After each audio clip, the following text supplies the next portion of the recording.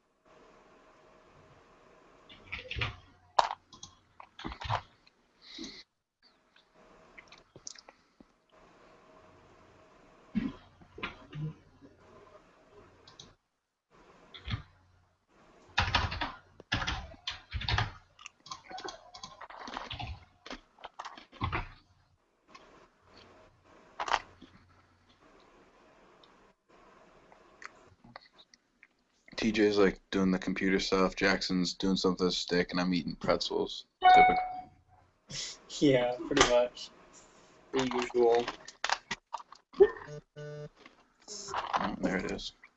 Yep.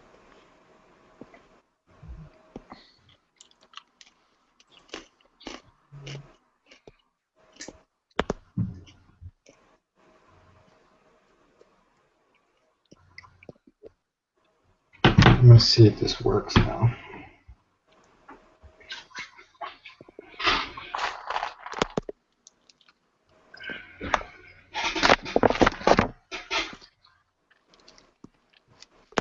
TJ, at the end, does it all just get posted to your YouTube page or something?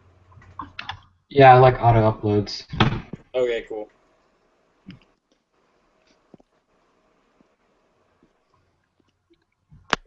Yeah. It says we have some viewers. Is the link working Yes. on your guys' end? Like you can actually like watch the feed.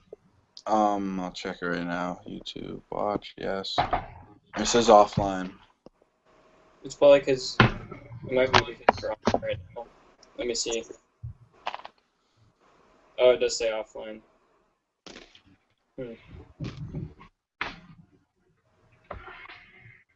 It comes up with like the live chat and everything, but it says Yeah, it does. My phone says live in the corner, so that's pretty odd. What? My screen says that this is live. Yeah, mine does too.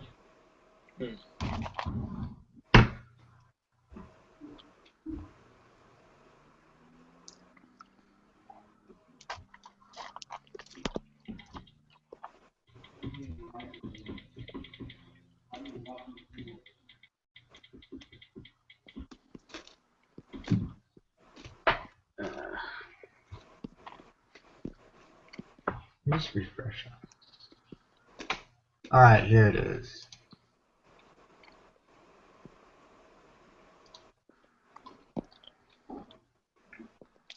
You have another link?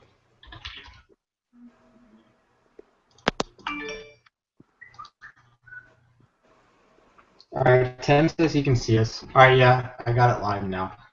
Same link? So, yeah. Okay. I just had to refresh it. Oh, okay. But you guys can try it again just to be sure.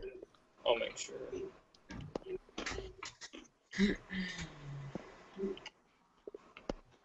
Still says offline. Wait. Nope, still says it.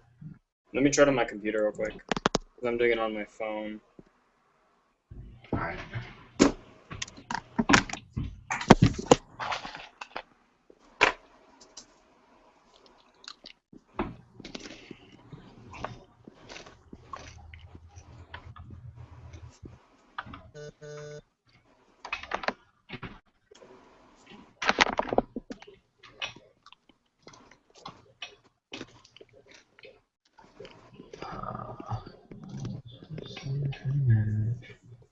It says the stream is offline, but then it says make us support the streaming right now, and I click on it. Okay, I got it. Yeah, like I have a screen on my computer. It's different. It's a different link. It says the stream is offline, but then it says make us support the streaming right now, and I click on it. Okay. Yeah.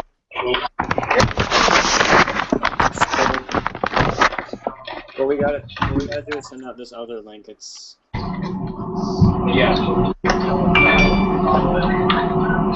Okay. Yeah.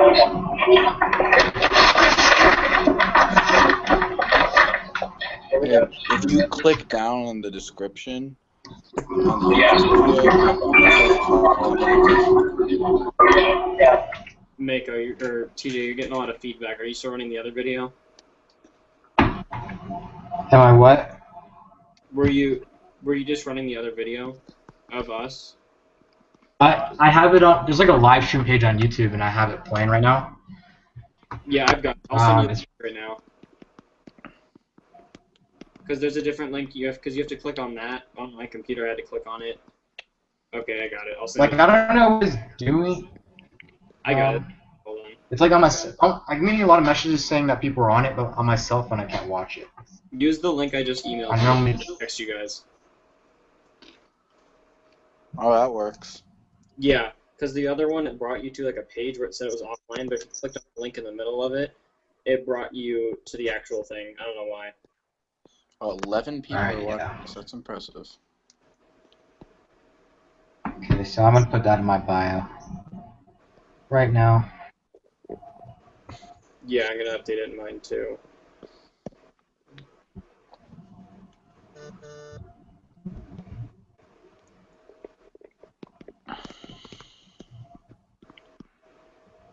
Alright, it's updated.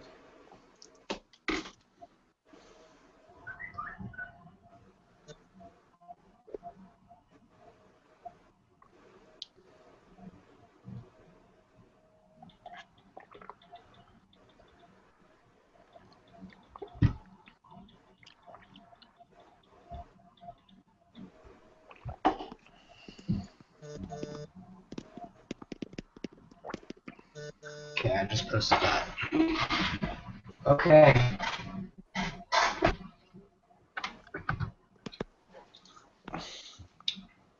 So I guess we are live. Yeah, we are. Alright, so.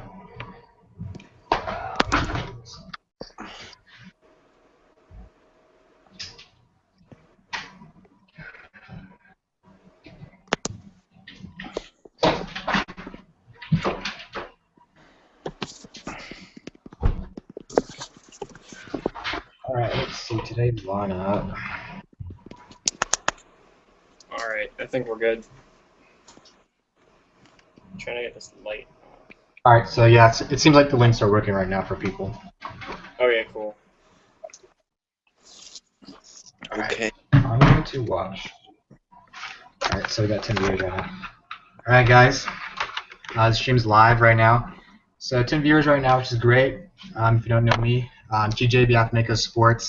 Thomas from TD Traditionals right there. And then we got Jaxon from Vegas Strings. So let me just get one more thing.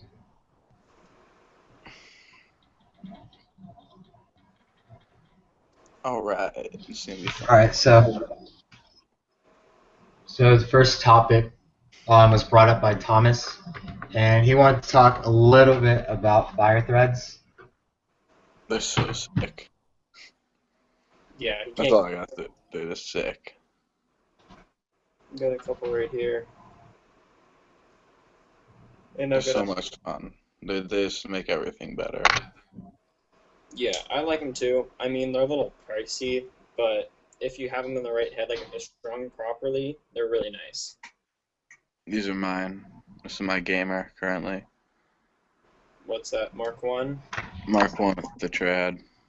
Yes. I can't get enough Mark 1s. I've got one here, I've got one right here on my pole, and there are two up here on my poles, and then I've got another one down here too. I got 4. It's hilarious. Yeah, I need to pick one up. Hang on, give me a second. Okay.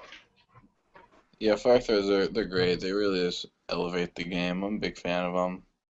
I'm doing some tournaments with them coming up, so it's gonna be a lot of fun. Well, not with them. I'm like representing them. He's not flying all the way from I think San Francisco to come Yeah, help he lives with in it. So I'm He's taking pretty chill. The guy that runs it all is really cool. Lauren, I believe his name is. Yeah, I think so. I should know that, but I have some memory issues. I'd know it if I hear it. I think that's it. Yeah, I met him at Lax Con. He was super nice. Yeah, I have yet to go to one of those. Hopefully I'll be able to make it next year because, or this year technically, because I'll be in Connecticut for college. So I'm like right down the road. True. Alright, I'm gonna see how many people are watching so I can see if I should really start, put on my entertainingness or not. Stop eating your pretzels and stuff. Oh, I finished the pretzels. You kidding me? Oh, okay. There's 10 people spending their evening watching right now. That's impressive. Yeah. Alright. Well, I'm going to prop my phone up and get out of bed. Yeah, I could tell you were chilling. Oh, now that I work 8-hour work days, it's like I just get so tired. I'm still looking for a job. It's pretty rough. I need to get one. I went into Apple and I was like, hey, I can run the store for you guys if you want. And they're like, no, we don't take seasonal jobs. So I was just like, all right, see ya. Because whenever I go to those Apple stores, I'm basically telling their employees about their products, and they didn't even know anything about them. That's everything. funny. Yeah, so might work at Best Buy or something.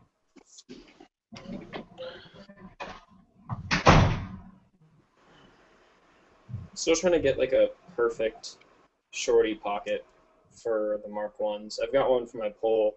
It works for my shorty. It's just a little too whippy. Yeah, I had the same issue at first. There's a weird offset. It doesn't have a lot of offset, I don't think. Maybe that's it. Yeah.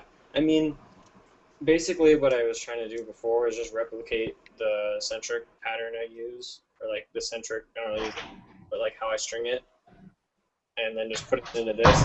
Did it, but it's just not the same because the centric is different. Yeah. A little bit more offset or something, I'm not sure.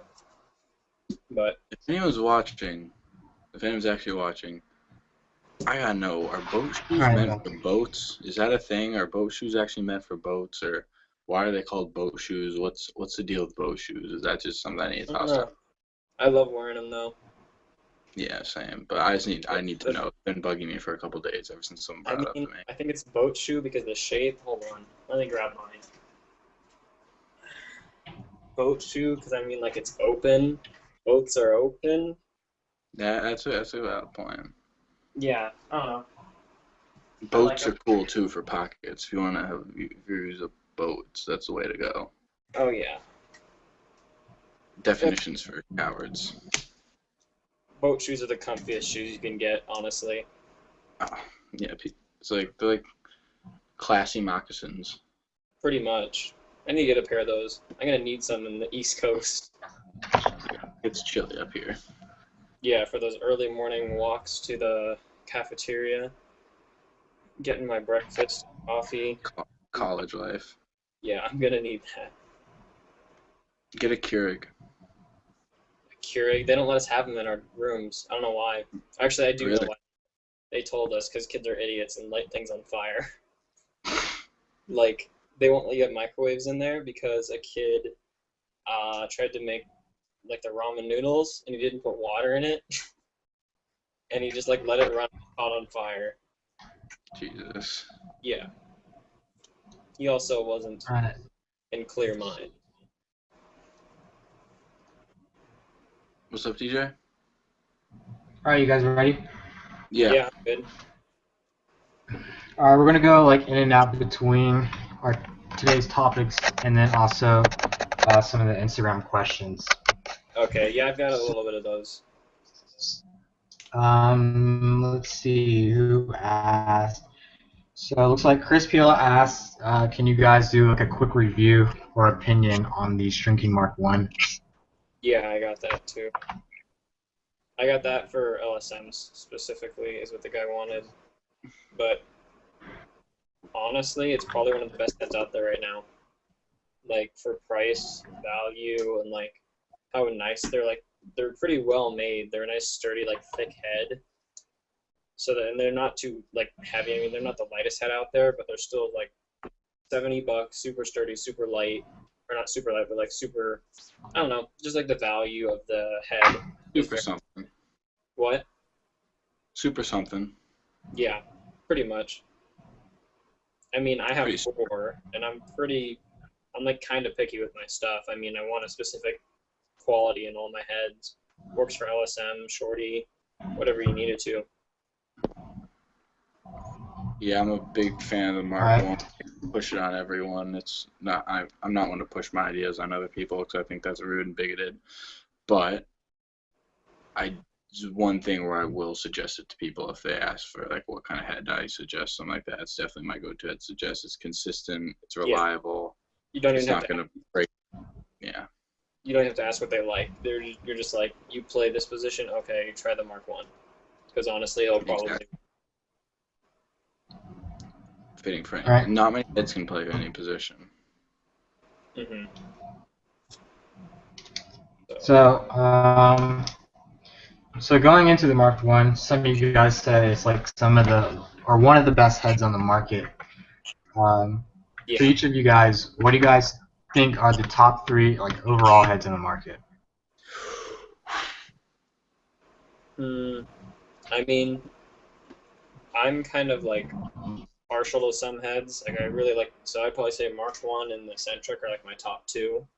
Like I'd probably say those are tied. I mean, I use the Mark 1 as a gamer, but the Centric is one of the ones that I use for shorty like all the time. I mean, I don't know what would be third. I don't use like too many different heads to know. I've been liking the sequel. That's pretty I nice. think the command. What? I think the command belongs in the top 3. Yeah, I would say I've never tried one yet, so The I can't Under Armour command belongs in the top 3. really. Yeah. Yeah. I mean, the one thing I don't like Absolutely. with the sequel is the scoop still. The scoop is still a little bit like, I mean, I'm used to the Mark 1 scoop, and that's like I can go in like this and get the ball still. The sequel kind of gets stuck from like here up. So I have to get kind of low to get the ball, Yep. but it's still a decent head. Mm-hmm. All right, so I would say probably the Mark 1, the So command, and then probably, I don't know, like a Centric most likely. Mm-hmm. The head really doesn't have too many flaws besides the upper like top string holes, or on the upper saddle holes are a little small.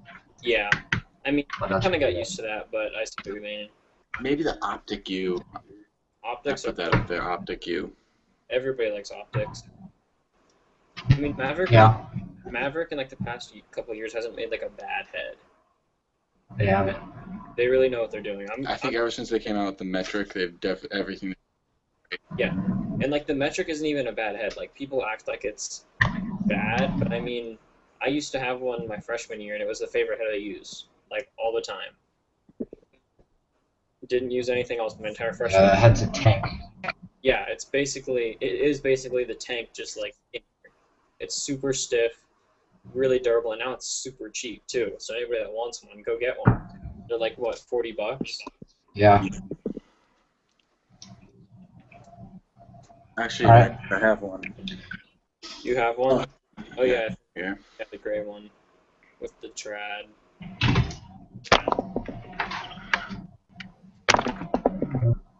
Once again, boats are where it's at. Yeah, I mean, trads that are like that are the best because you get so much feel out of them, so much hold. Yeah, and this one has a nice channel too somehow. Oof. Right, not showing. Yeah, that is pretty cool. I know it's there. It's all that matters.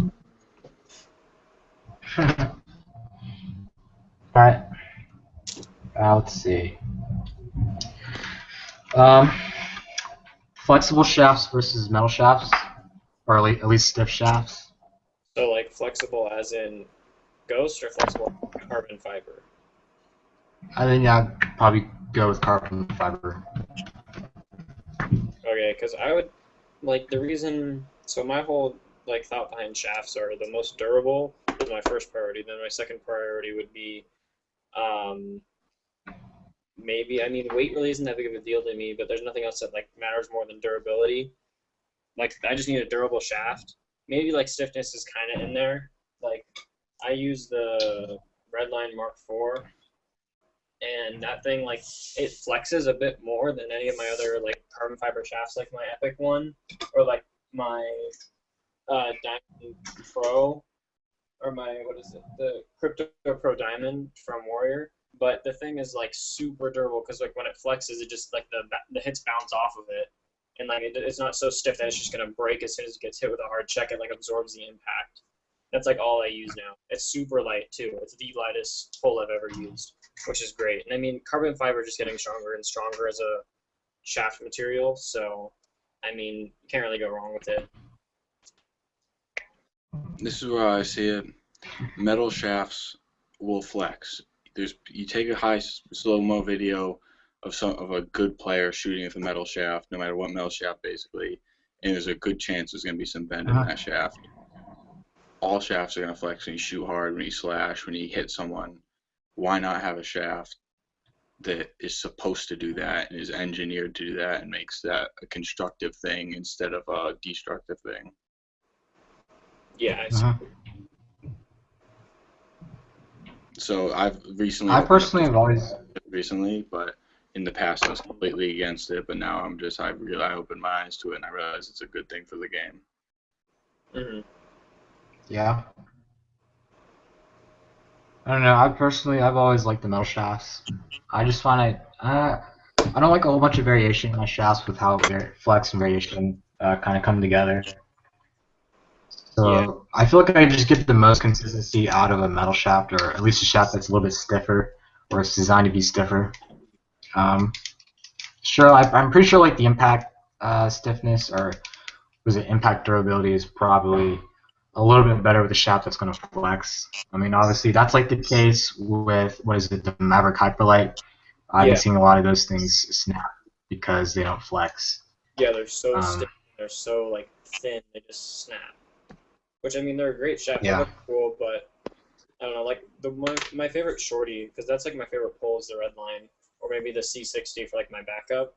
But my favorite right now is like the Laxroom shafts. And I don't know what they did, but Mm-hmm.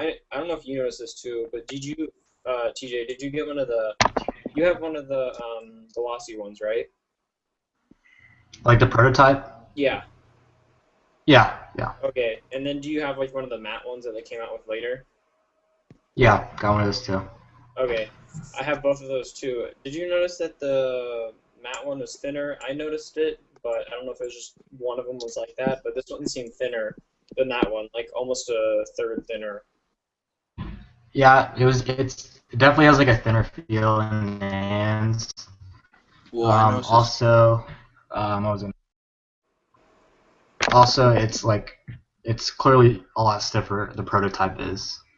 Yeah, I think the prototype was a little heavier too, because this is a centric 2S, and then the matte one, and then this is the centric otter, and this one, and I mean, I don't really notice a difference in them, but this one I looked at it like before I put the head on, and this one is a lot lighter, the one at the matte, or like the lot thinner, and this one is a lot thicker. So I don't know. I don't know if it'll affect the durability just because. Jaxon Redline did that too. I had the the M4 before the Mark IV came out, the M4 dipole, and then I got the Mark IV, and the differences in them was ridiculous. It was the exact same things you're saying. The Mark IV felt slimmer in the hand, it was lighter, and it had more flex. So I think that's something all companies come up with once they come out with their prototype compared to the next generation. Yeah, but I also think that Redline's just a completely different company now too. Yeah. They basically got bought over by someone like completely different. Do the same people even own it anymore? Yes, they just have new customer service, I'm pretty sure. Oh, really? Or, don't quote me on that. Yeah, I'm not sure either. But I remember hearing at some point that like someone else is running them or something like that. But it wasn't like a big company. It was just like some people came in But it could just be new customer service or something like that, because they're a lot better now. I remember the whole issue you had with yours. Yeah, let's not talk about that. That was rough. Yeah, that was bad. We don't speak time. What? 6 months before I got my shaft, that was ridiculous. Yeah, and I heard of people like not getting their shaft, like they ordered and they just wouldn't get one. Yeah. Like that's how they got. And it just like they just stopped for like a couple months, maybe like a year or something, and then they came back like how they are now, and they're really nice. Like those guys are cool. And now they're coming out with the face-off shaft, right? The what? The face-off shaft or something, right? They have one of those coming out. They're releasing something. I'm not sure what it was. Yeah, I saw it on their Instagram. Okay. Gonna knock out some of these questions. I got a question from Tim, aka the Seller. He just wants to know my video equipment video. What is the significance of the Easton head on the headstand? There's really no significance. I really just bought it. I guess just wanted like a piece of Easton, which is kind of like history in lacrosse because they're no longer in lacrosse anymore. So I just decided to get one of those and just put it on the stands. Nothing special though. True. Let's see. What else we got? All right. Flow Motion Strings asks, what makes lacrosse creative? I mean, the customization of it. I mean, no other sport has the ability of customization like lacrosse. Yeah. What makes it creative? Like just, but also like playing styles too. Everybody's playing style is different. Yeah, that's true. Me and Jaxon probably polar opposites. He's all finessey and stuff, and I'm just a blunt force. Yeah, exactly. And like, I don't know.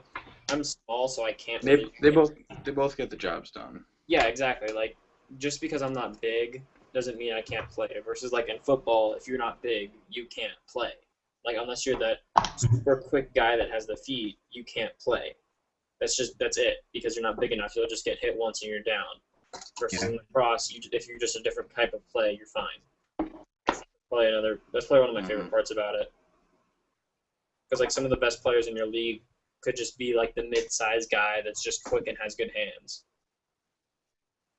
Like it's not all genetics in lacrosse; it's all how much work you put in. Yeah. There is like a very Going downstairs. Some of my the higher you go in the levels, obviously. That came out really weird. I wish. What?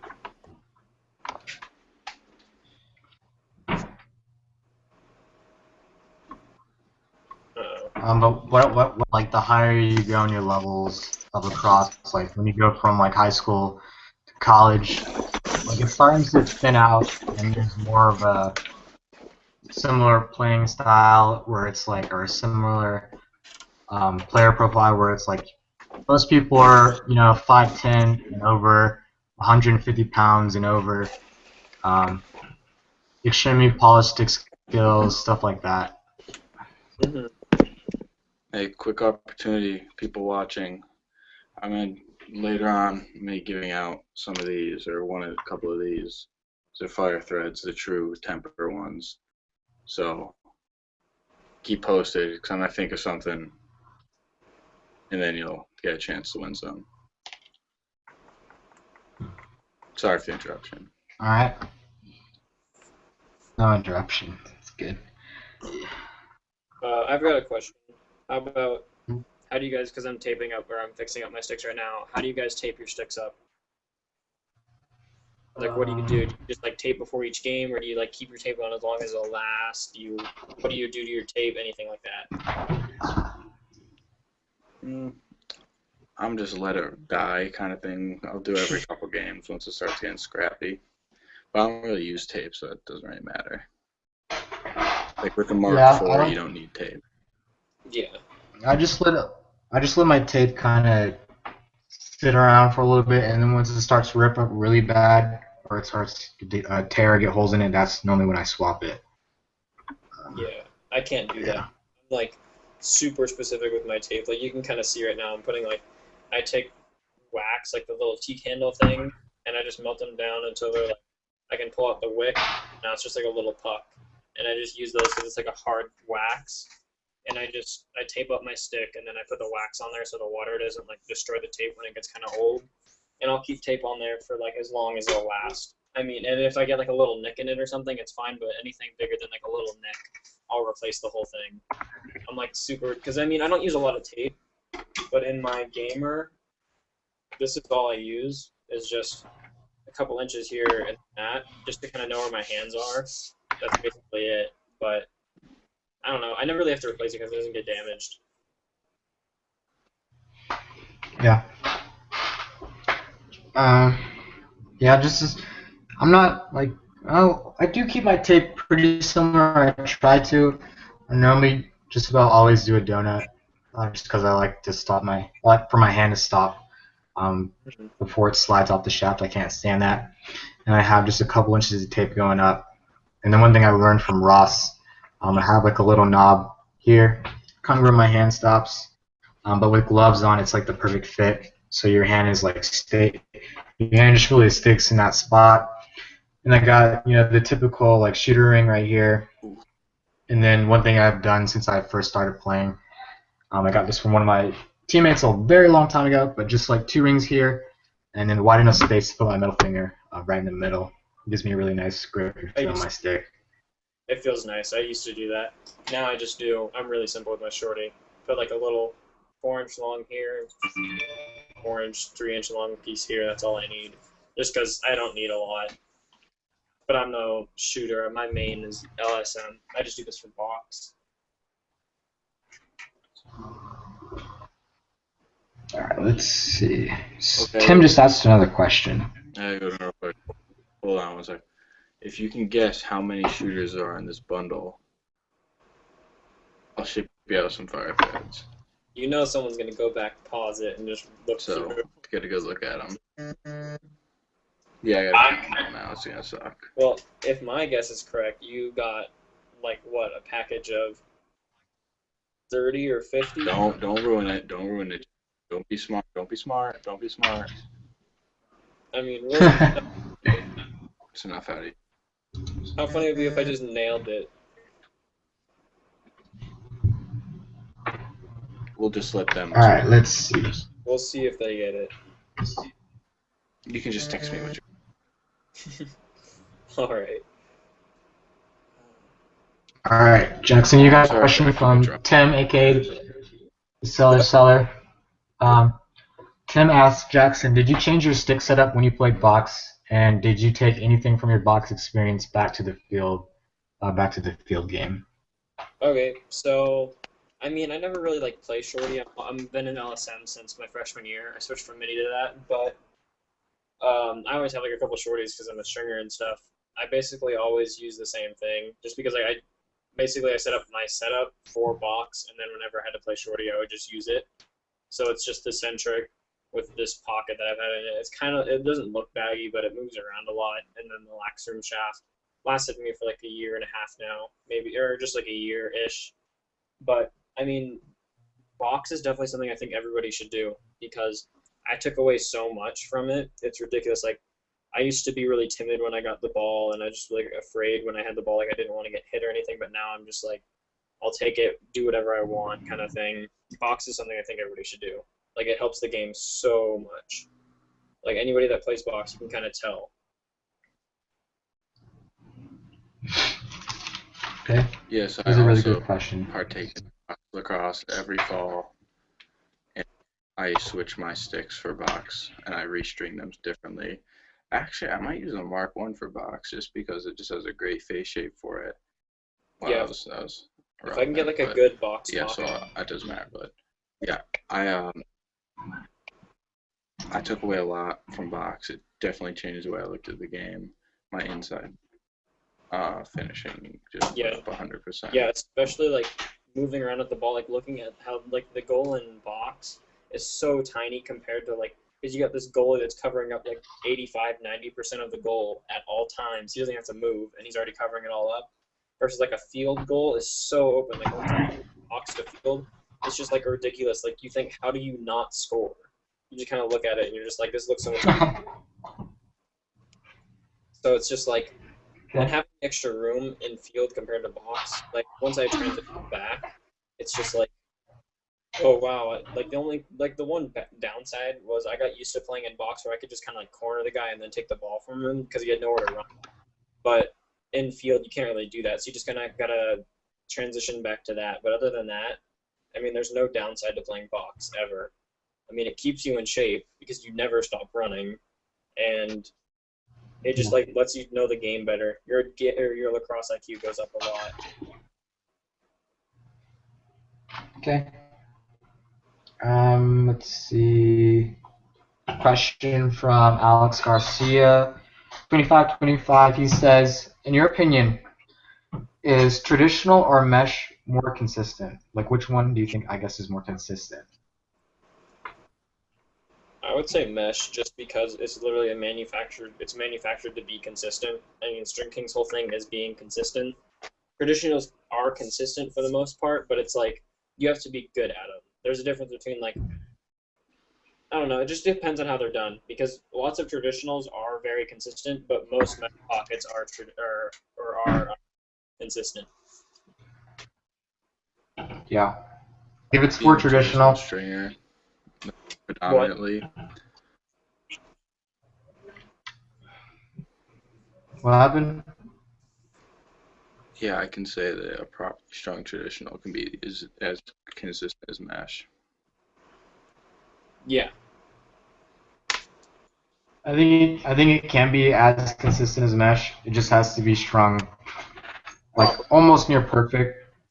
Mm-hmm. Like you can put like a piece of high performance mesh in a head and give it like a decent pocket, and it'll still probably be pretty consistent as long as your shooting strings are tensioned right and everything's tight. Your sidewall's the same and tight, it'll most likely be consistent. Yeah. Traditional just takes a little bit more practice, I guess. To do it properly. Until you can really get it like pinpoint, like 8 or 9 out of 10 shots or passes are going to be on point. Yeah, I agree. And a lot of it still is also the player. Dick. Yeah. Let's see. So someone wants to, let's see. Snoop Connor asked, what Maverick head would you recommend for an outside shooter? I think someone asked me that question a couple of weeks, or like last week or something.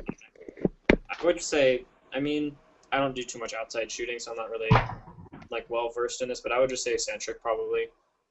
Yeah. Just because it's such a versatile head. Yeah. It's got like a really deep offset. What? It's got like a really deep offset, and it's just designed for that naturally, higher pocket.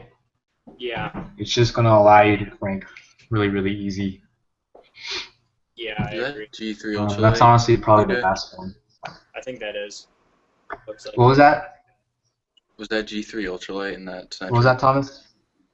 G3 Ultralight. No, I put G3 Ultralight in that Judgment I just got. Oh, gotcha. Oh, okay. Yeah. I think this one is Lax Pro. Gotcha. Alright. Does anyone know where Lacrosse Unlimited gets leathers from? What? Does anyone know where Lacrosse Unlimited gets their leathers and string supplies from? Is it Jim Lax? It might be. I know, like the West Coast. Their leathers feel a lot like Stringer Shacks. Not gonna lie. I don't know. At least the ones in my store. These ones I got are just so soft. I've been using this thing for like a week and a half in this pocket. I'm gonna bring it back a little bit. That's pretty good. They're wicked soft leathers. My favorite leathers still. What are you selling me? Like, I want some stiffer ones so they can break in, True. Okay, Chris Piela. You get one guess. Now there's 3 guesses, Malarkey. Our kids commenting number after number after number. Yeah. In Outlaw Lacrosse, I see you with that double guess. Which one is it? Make up your mind. Which color There's should only 2 people guessing. Which color should I use? I need to retape the little ring right here. Should I use white or should I use flag? I've already got flag on the top. Which one is it? Let's see, I've got the flag on the Mix it top. up. Outlet Mix it Lacrosse. up. Stop. I used to face. Okay, final answer. color- Okay, what okay. color- I feel. And no, you're wrong. Tom, what do you think I All should? right. God, I am a jerk. I love being a jerk. Which one? How did you get a tape roll like that? It's not. I have a whole stack of tape. Uh, I hate how they get like dirty on the bottom like that. So I have an old tape roll that I sit them all on top of. I just have to stack them properly because I don't want to like put them all Yeah. on and hang them. That's So when you know you have your life together. that's pretty true. Yeah, it's just hard because you gotta like line up the holes, and then it gets like really deep. It's complicated. There we go. All right. Alright, so Outlet Lacrosse. seller, he just said that the seller I just realized you pronounce that the same. In my head, I've been pronouncing seller and seller in different ways. Wow, that's a creative name. I give you credit for that. That's impressive. But he was saying that his son feels he can shoot harder with a traditional, but isn't as confident with I think he said passing and catching maybe. I'll double check. I mean, I can see that because some traditionals are a little bit harder to catch and throw with, just because they're not like broken in yet. But Passing and shooting, less confident with passing and shooting, not catching. oh, okay. Yeah, like shooting, I'm pretty sure I have a harder shot with the trad that's like properly strung for like how I shoot, just because of how like the leathers grip the ball or something. It just like feels that. Yeah. For me, Like I said, coming from a predominantly traditional ringer, I feel that there's a big gap in how traditionals perform and the amount of people that I'm not saying this right at all, but people figure it out, the way they perform and the way that people string them, because everyone wants to string a traditional, everyone wants to get in on it, and not many people know the proper way to. And I'm not saying there's a right or wrong way, but there is a way that has proper function. And not saying the seller. I love that. He definitely knows how to string a good traditional. I've seen his pictures, but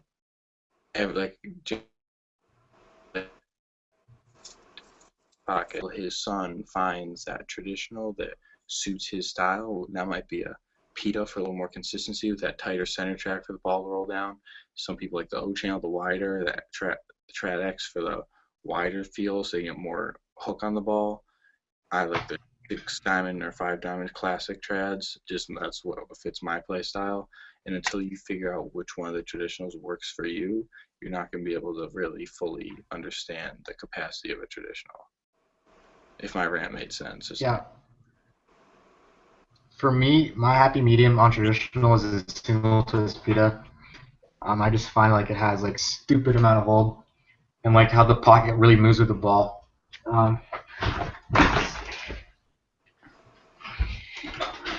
Like the pocket just really moves with the ball. Yeah, I see what you're saying. I used to like those a lot. I probably agree with Tom. I'm more of like the 7, usually 7 diamond trads, but I still like the classics more.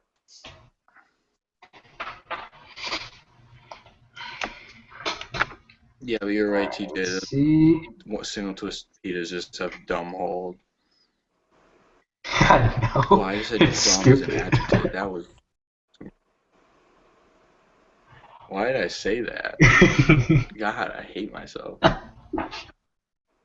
They do have dumb hold though. It's Dumb funny. hold, yo. I might string one on my way out to Connecticut on, what is it? Whenever I go out, I think Thursday or Wednesday, because I got to go out there for orientation for college. Might string one on my way out. They're just so messy to do on an airplane. You don't even know. What is it? No, it's like 12, 13, something like that feet of cord all near you on an airplane. I think Tom's lagging out. I think is he froze on your screen? Yeah. Oh, okay. Oh. Sorry, I had to fall asleep. Oh, okay, you're all good. Yeah. Went with flag tape if anybody cares. I care. Tom, are you frozen still? What's Oh, I wasn't frozen. I just wasn't moving. Oh, it just shows like you like that on my screen instead of just a picture. Yeah, I just actually wasn't moving. I closed my eyes for a little while. Oh. Got any more questions, TJ? Yeah, hang on, I'm trying to add CJ from Lacrosse. Let's haze him. Yeah. He's got to do like a ritual, like join in. Hazing's fun. Even being hazed is pretty fun. I don't know. I got hazed as a freshman. I thought it was fun. It depends on what you're doing. I'm not gonna talk about that on this. Yeah.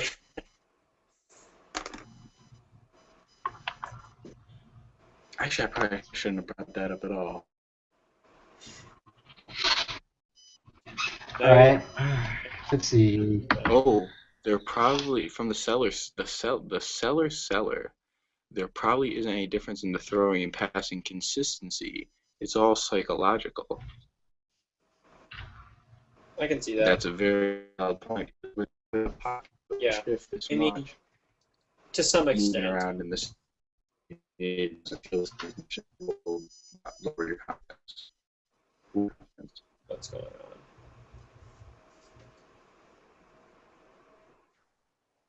Okay. Anyone else have 2 cents on that? What? Cents on the psychological difference of using a trad? Yeah, I can see that for like the most part. If they're both done up properly, it's definitely psychological. But if there's like a person that's kind of stringing up trads and it's not like a symmetrical trad, if it's like a 5 or 6 diamond trad, like a classic, that might be a little bit of a difference. But for like, let's say 80% of all cases where people don't like throwing at them because they're not, like whatever you would say it, I don't remember the word. But if you don't think what? Acclimated to using a trad? Yeah, that's probably what it would be. Like, there is a little difference, but it's not something that's going to affect your game that much. Okay. Colin Reynolds 99 asks, best set on the market for a two-way midfielder. What? Best head on the market for a two-way midfielder. Centric or Mark 1. Yeah. Yeah, that's basically going to be my answer for like any best head questions because they really are super versatile heads. Mark 1 and Command in my 3. Command and what? Centric, Mark 1, and Command are my top 3 for a two-way midfielder. Those are my same 3 here. Yeah, I need to use a command. Like, I would get one. It's just I don't know. I just don't have a use for it, so I don't know if I'll get one or not. Just because it just sit around on like a shaft just as a shooting stick, and I don't want to drop $100 on a shooting stick when I already have 4 fully set up ones right here.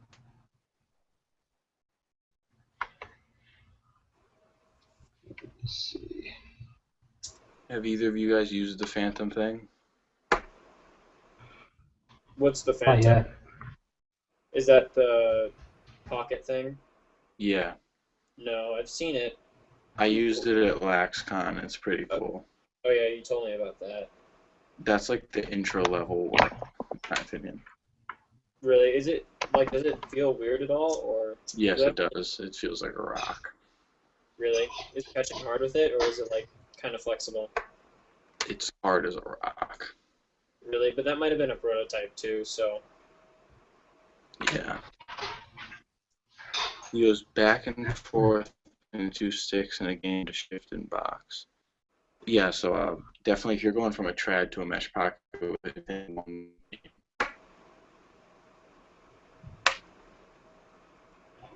All right, I got a long question.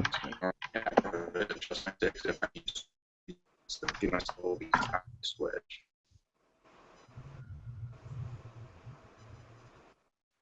All right, so another question from Alex Garcia, 2525. This one's pretty long. All right, so he says he's having a lot of trouble with meshes becoming inconsistent because of the way they hook. I usually use knotted SIs and then do a stacked SI to form the pocket and maybe throw in a couple of ones. What should I just do knotted SIs and then one SI, or ones to form the rest of the pocket instead of using a stacked SI? I noticed with the stacked SI, longer catch point. Please help.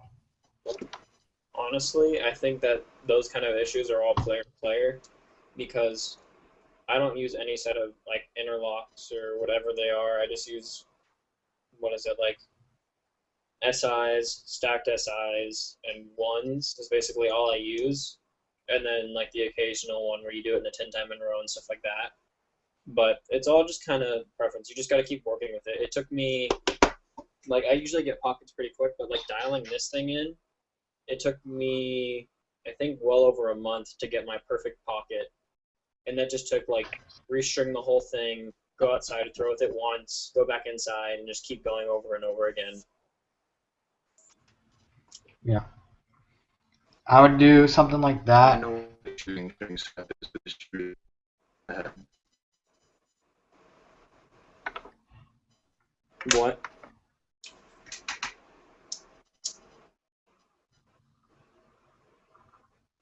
No, what I would do is I'd probably try out some different knots, try out different style holes, you know. It sounds like he's bunching up a lot of knots and Yeah. probably not creating, I guess, enough channel. And it's definitely something to do with the shooting strings, with your catching. Yeah. These sounds like a lot of problems when you're trying to create a mid-high pocket and to keep it from overstretching. You know, you don't want to have like a whole bunch of pocket down here. Yeah. You kind of want it like tight. And then What I normally do is like I just do like an interlock somewhere down here. Normally after I use my pocket knots like 1SIs and stuff like that to create the actual pocket, I normally finish off with interlocks to try and keep it very tight down here to eliminate from hooking too much on the pocket. Yeah. I mean, I would just say just keep messing around with it. Don't get too complicated with the knots, because the worst thing you can do is just start trying out a whole bunch of different knots.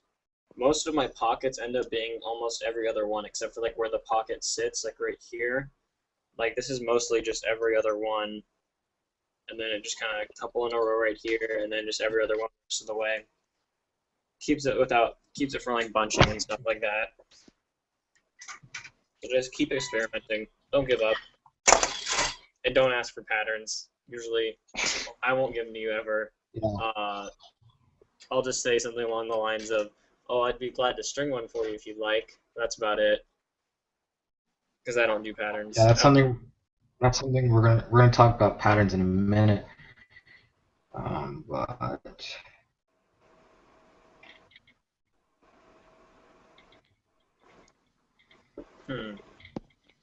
got some. Yeah, it's like kind of nighttime for you guys. It's not even close to me. I gotta work tomorrow at 7. 7? Really?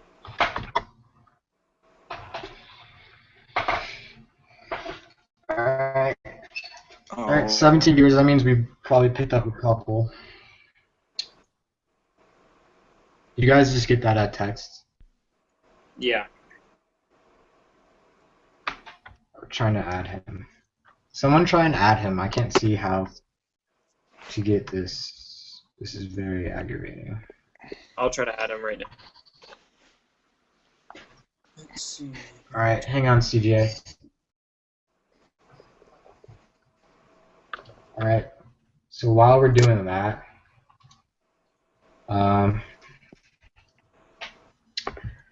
let's see, what else do we got? What are you guys' favorite stringing materials? Right now my favorite mesh is still String King 2S probably. Yeah, String King 2S for the mesh. I've actually been liking Otter recently too. That's what I have in my Centric, my shorty gamer. But 2S, and then I always use Laxtrom. I got it when it was prototype, but it's just the, what is it, the platinum lace? I think that's what it's called. I love this stuff. It cuts That pretty. stuff is damn. It cuts easy. It's super strong, really abrasion resistant. There's no core on the inside of it, so it's kind of thin, but that also makes it really easy to string with. I love it. I mean, I like String King sidewall, but the String King sidewall for me, I don't know why, but it seems like hard to cut. I don't know if that's just me, but I mean, I have like medical shears. These cut through everything, and they don't cut through String King sidewall very easily. Like I have to pull out like a really sharp knife or something and just cut it that way. I don't know. I think they changed their materials a while back, or like recently. Yeah. I'm kind of the trying to, same way. That platinum stuff is sick. yeah, I love it. I'm Platinum trying to add, string. but it's not coming up. All right, we'll just give it a second. I don't know where Thomas went. What? I don't know where Thomas went. Oh, he dropped out. I didn't see that.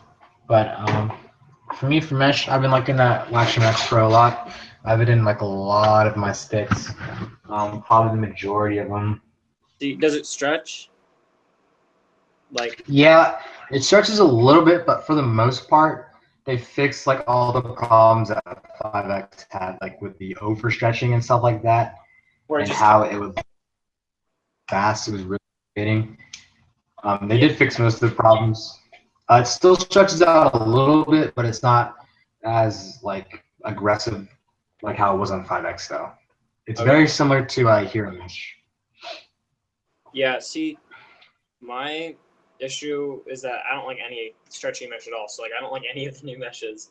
I have this Mark 1 with 3S in it, just as like a tester. And I mean, it's got a good pocket and everything, but I'm just not a fan of the stretchy mesh. Like I basically did a great pocket in it. I mean, basically like a balls, a little bit, I mean, with the stretchy mesh, it's a little bit wider than balls width, and then just like a mid pocket, and it throws great and stuff, but it just doesn't match any head. Like it doesn't match this with 2S, and basically the same pocket just converted over to 2S. It doesn't match this at all. Like this is way more feel and hold and stuff. I don't know. That's just my preference. I'll still string someone up with some 3S or 3X, but my preference is 2S Otter. That's it. Yeah, I think the stringing Type 2 does stretch a lot less than the Type 3 does. Yeah, I don't think it stretches at Probably all. due to its something to do with its thickness. Well, yeah, they added different materials into it too. They added some like, it's not Twist-X, I think. Twist-X is like what gives it the rough feeling, but it's something else. Texture. Yeah, they had some like stretching material in there that they added for like horizontal stretch. But Yeah. Well, let's see. I'm trying to. and what do you know what happened to C12? Because I still have one of their shafts, but I know they just like disappeared. I have no idea what happened to them. They just like disappeared one day. Like their website went down, their Instagram, Twitter, everything just disappeared. I mean, There's probably something to do with like R&D costs, and they couldn't match them or something like that. Yeah, because they were like gonna send me a Selly Plus at one point just to test out, and then they just disappeared, and nothing ever happened. Like I still have their emails, but I don't want to email them and have like, or just like no one respond or something. I don't know. Their shafts are good though, pretty high quality. They're super hard. I mean, like it's a mix between carbon fiber and wood. Basically, is how it feels. Like it sounds like you're hitting. It sounds like a mix between carbon fiber and wood. It's so thick, but it also makes it really heavy. That's why I got it on a Mark 1, and it's like an insane box stick, just because it's such a durable stick. it transfers over a lot of energy when I hit people too. Yeah. And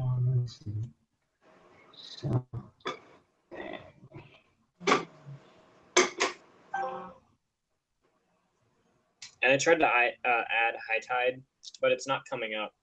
I think you need to have a Gmail account. yeah, you might. Let me see. Got an email. All right, I'm gonna try another email.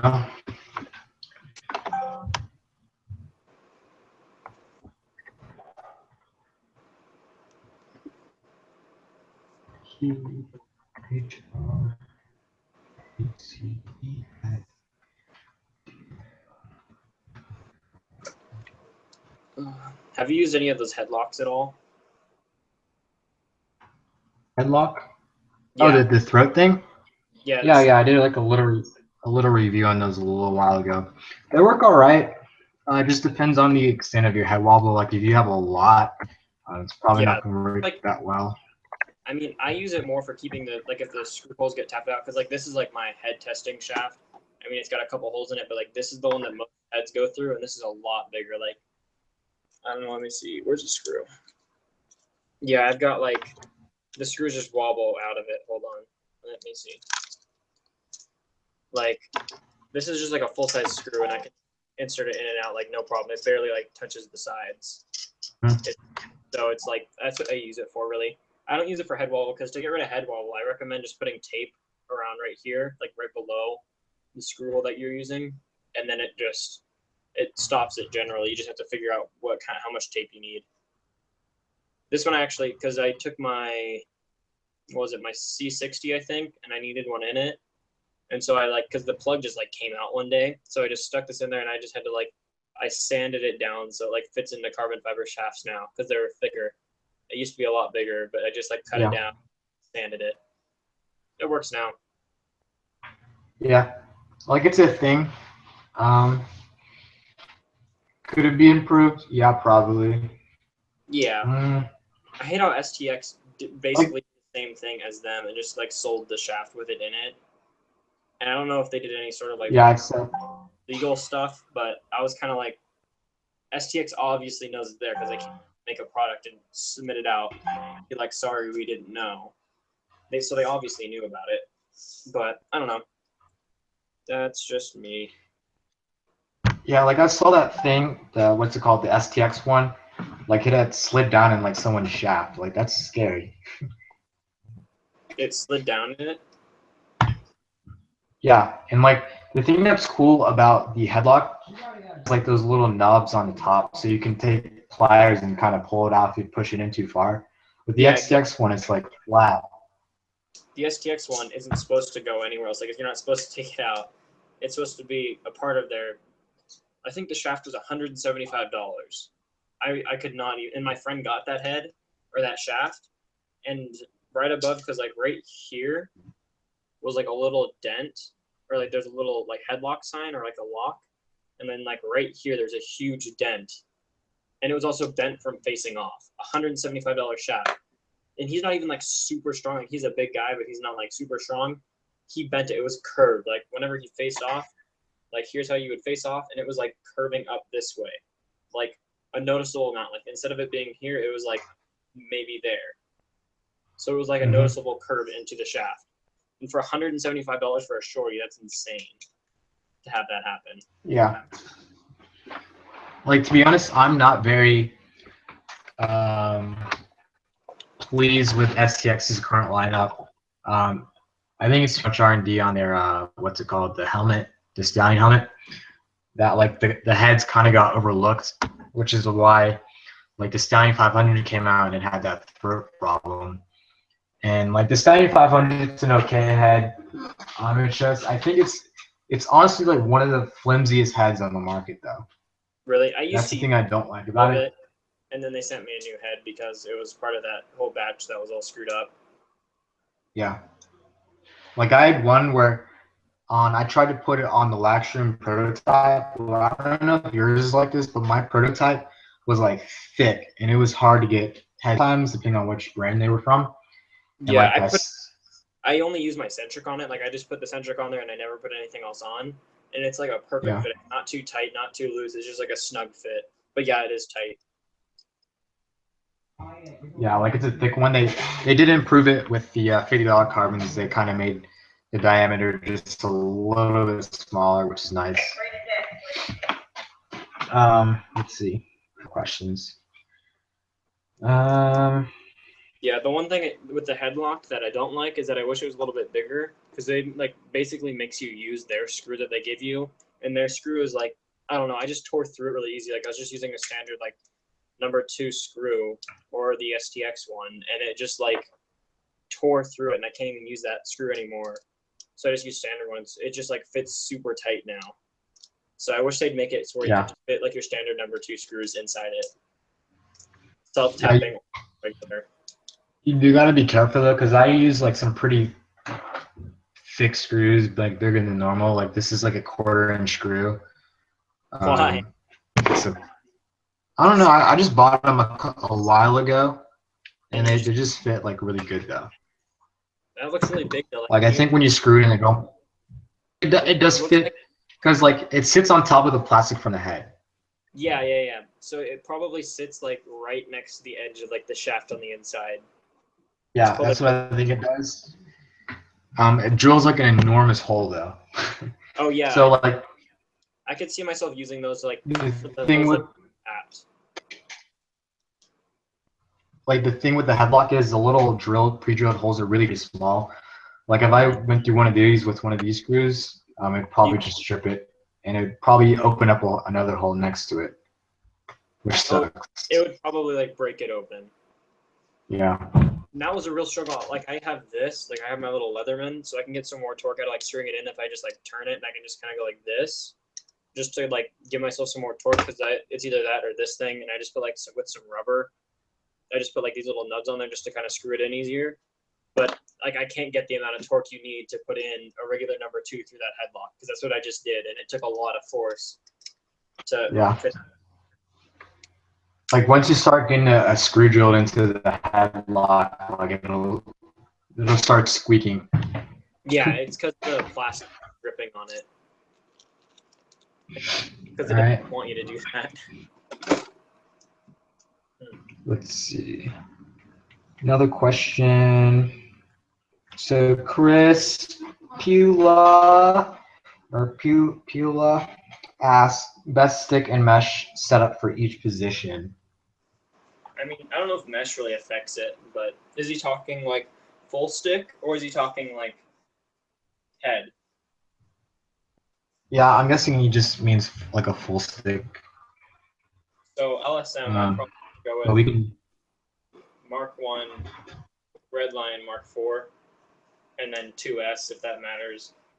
And then I'd probably say for the shorties, or like my shorties, I don't really know too much for shorties, but Laxroom carbon fiber prototype, and then the centric with otter mesh.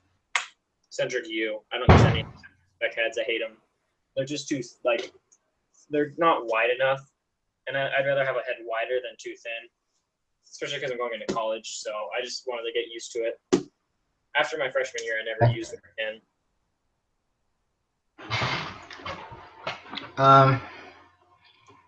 For me, if you're an LSM, yeah, I'd probably go. If you want like a narrower head, probably the Mark traditional wide head. I'd probably just go with the tank. It's just a solid head. Yeah, tank's really nice. If you're not going with the Mark 1. What I want to do is take a tank and then like pinch it for box, so it's like a centric. Because basically, it's the same head as the centric, just wider. If I could get like this tank and then put that on my pole, or put the tank on a shorty and use it for box, that would kill. Dude, have you tried out the?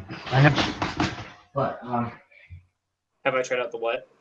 The Judgment is a rock, dude. Which is is that the Warrior thing or the Under Armour? Sorry, I haven't. But the Under Armour Judgment. I've seen it. I haven't tried it. This thing is an absolute rock. Like it doesn't move at all. It's stupid. Like what would you like? compare it to a Mark 1? Like, is it stiffer than that? I think it is. I do think it is different than the Mark One. Gee. But one thing, this is like a pole's head, and it's tight. The It's one really thing tight. the one thing I could never get used to with the Under Armour heads is that the throat thing. I hate that so much. The pointed throat. Oh yeah, Up to it and I twist the my little, like the spikes. How it's like yeah, that's really annoying.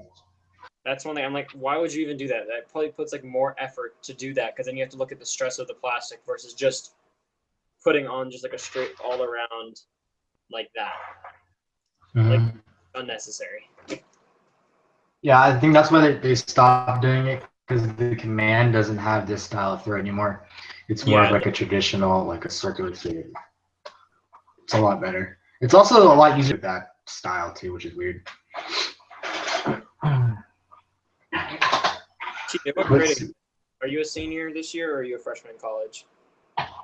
No, I'm a freshman in college. Oh, okay, where are you going? I just go to like a little community college right now, and then I'll probably transfer out in another year. I'm probably just gonna play club ball though. Oh, okay. Yeah, my school is Eastern Connecticut State University. It's a little D3 school out in Connecticut. Pretty sweet. It's gonna be colder than Vegas. A little bit. Right now, I looked at the weather earlier today because I'm going back for orientation Thursday and Friday, and it's supposed to be like 70 or 80 degrees. And right now in Vegas, it's like 112, I think, last time I checked. It's literally like an oven going outside. Like if you put your hand in the oven, that's what it feels like going outside. It's awful. Yeah, I do remember I went to Vegas once a couple of years ago, and it was like midsummer, like July 112. It's awful. Stupid.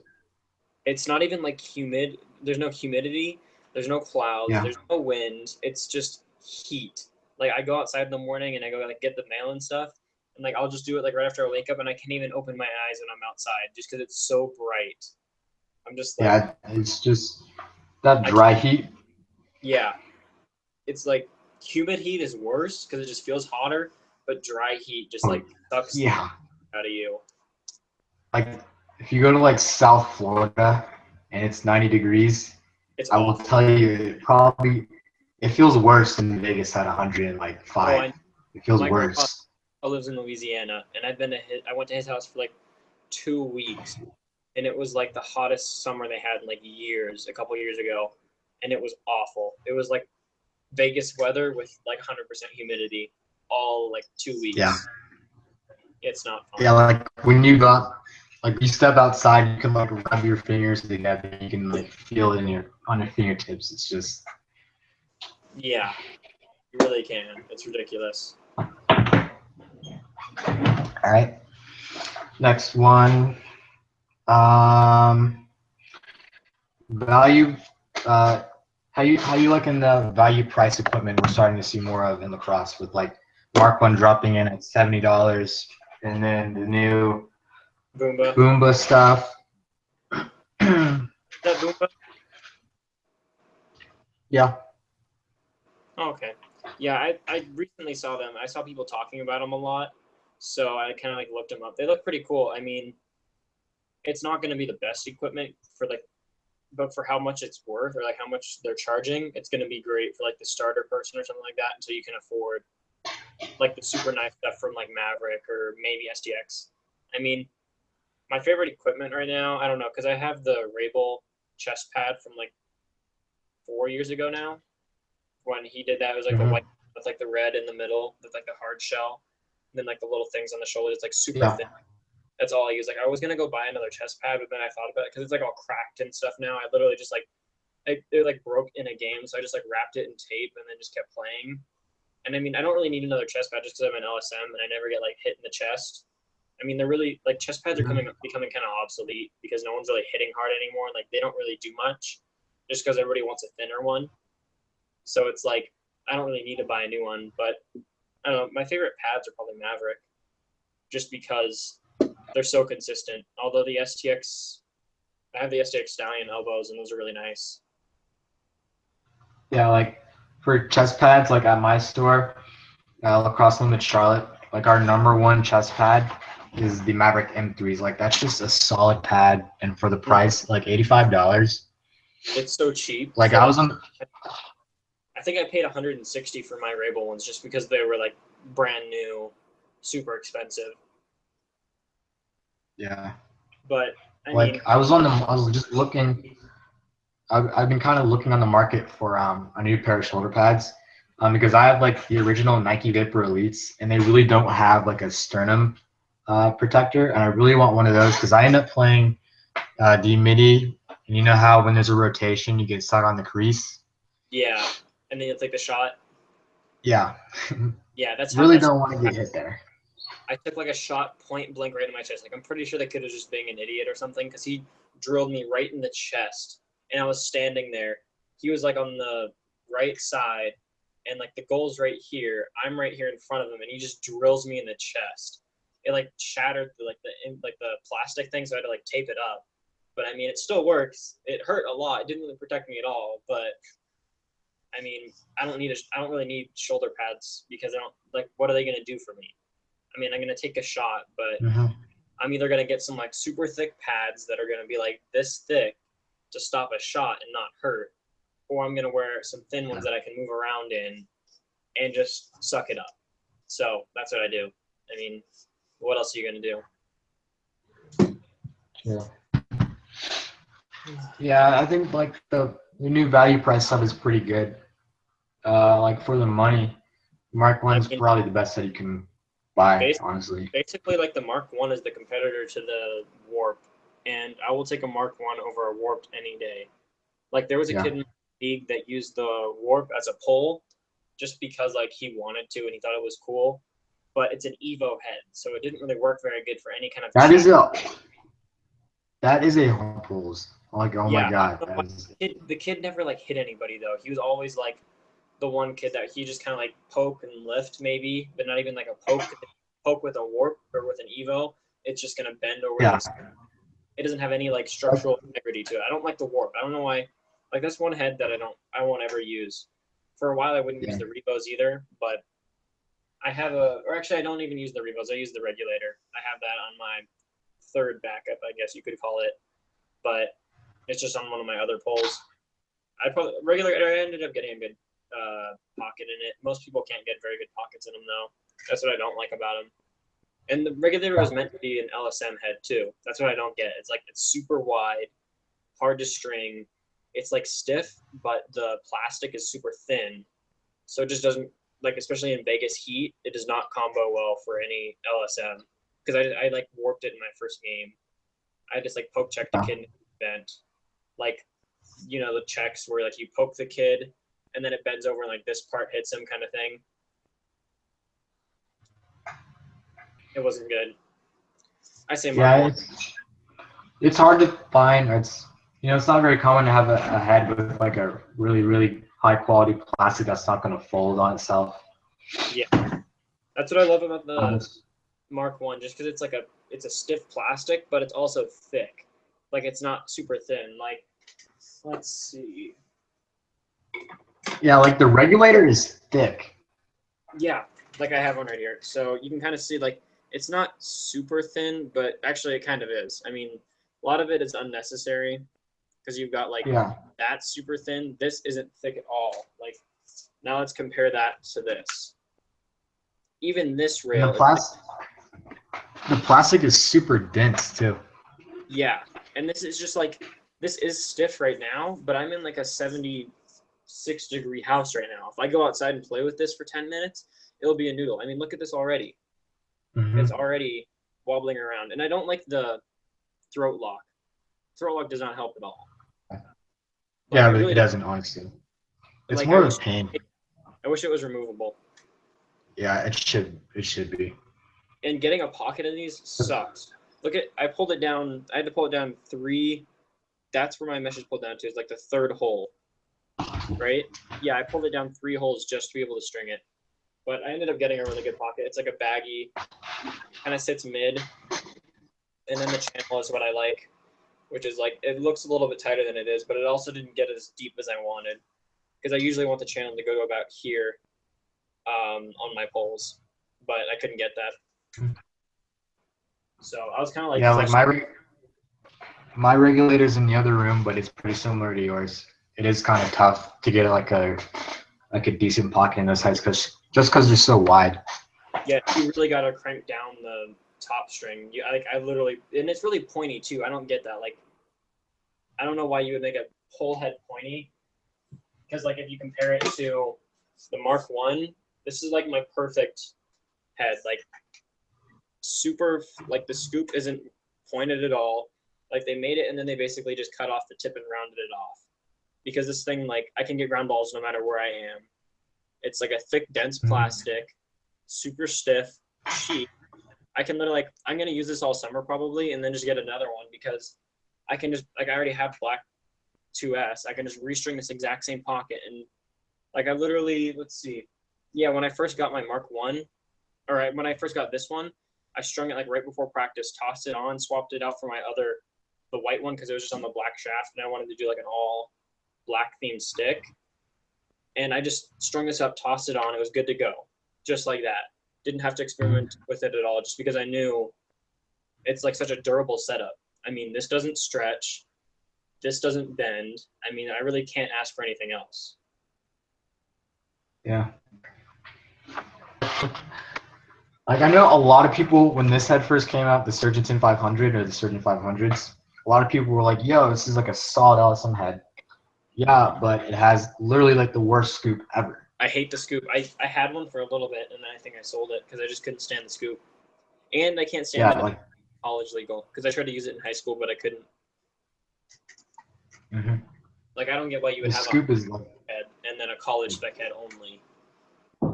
Like, it's a half-inch difference. yeah, just a straight arrow. Hang on, give me a second.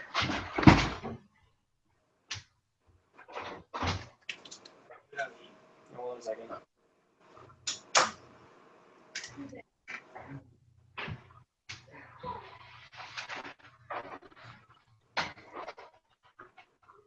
All right. Let's see. I have a question from two more questions actually. All right, so let's see. Chris W. Stone asks, traditional seems to have so many advantages, but can you say or would they work for face-offs? Greg from East Coast Dies says they do. Yeah, absolutely. You just got to be careful though, because face-offs is like a very, very, very aggressive aspect of the game. Yeah, so you really want to do double interlocks, like almost definitely.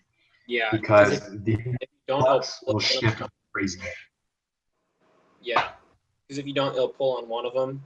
Like if your stick gets caught or something, like if you pull away, like if you like are both next to each other, then you rip it out, and your stick like gets caught. Let's say he's still got tips on this, or like he's still got the tips on these, and this gets caught or something, and then it gets wedged inside, and you pull away, and it just rips at it. It's gonna pull all that cross lace, and you're just gonna be kind of screwed. So you got to make sure that it's like a really durable, super simple pocket, and make sure it's really broken in, so you can pop back in and out.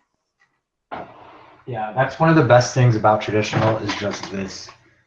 Damn, so easy. Once they're broken in, like it's set for life. You just gotta be enough to break it in. Like I have kids come in all the time and ask for trads and they don't like them. But I just had a guy come back and ask for 2 more because he just loved the one that I strung for him. And it was just like my standard trad. It didn't do anything special, just like a 7 diamond and a Pioneer is what he got. And he loved it. I did it with the thrown leathers. So he had 2 more that he sent me. It was actually the one that I used to post about this post earlier today. The Nas 2 and the No Nas 2 and the Black Pioneer. I just did those up for him with thrown leathers, and then I think it's Stringer Shack crosslets just because that's what I have on hand, and he absolutely loves it. I mean, what's not to like? I mean, it's a very simple design, but it works really well. Yeah, 7 diamond gives you a lot of consistency. Yeah. Visual Strings asks, do you think face-off shots like a Dragonfly F30 or the STX dual shaft help as a face-off MIDI? I don't really know too much about like the face-off stuff just because I don't really face off too much. If I do, it's with my pole and it's a Mark 1, so I just kind of make do with what I have. But I don't know. I can kind of see where like the flexible shaft at the very front, like this part of it being flexible would help. I mean, my friend was just like screwing around and he was using a ghost to face off with, and it was pretty hard to beat him just because he had so much torque going. He could just like pull the end of the other shaft all the way up and you just couldn't get it out. So I don't know. It's probably like a personal preference thing. If you like learn to use it properly, you can probably do it well. I mean, like if this is, I mean, unless what you're using now is already working for you, I mean, if you got the money, you can try it out. It is like engineered to be specifically for that position. I mean, like you can try it. Isn't the dual is like it screws in on the side, right? So it's like this. It screws in from like this side. Yeah, like the side and it has the standard screw hole too. Oh, okay. Oh, it does have the standard screw hole? Yeah, like it's way up on the top, like, well, but it would be like almost right under the bottom string holes, like right under them. Yeah, because it's such a small throat. Because the throat's basically inside the shaft, which I think is kind of smart. And they don't advertise it as a wobble stopping thing like the regulator did with the throat lock. It's just something that they stuck in there to help stabilize it. They didn't like advertise it as anything special. It's just like another part of the shaft or another part of the head, just to kind of like make it easier for face-off guys. Yeah, from my experience, I think that I tend to get like a lot less head wobble from shorter throats than longer ones. I don't know, it's just me.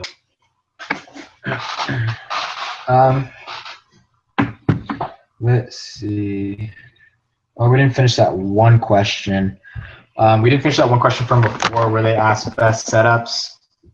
We'd start off with we already did LSMs, but we can go into I guess midfielder.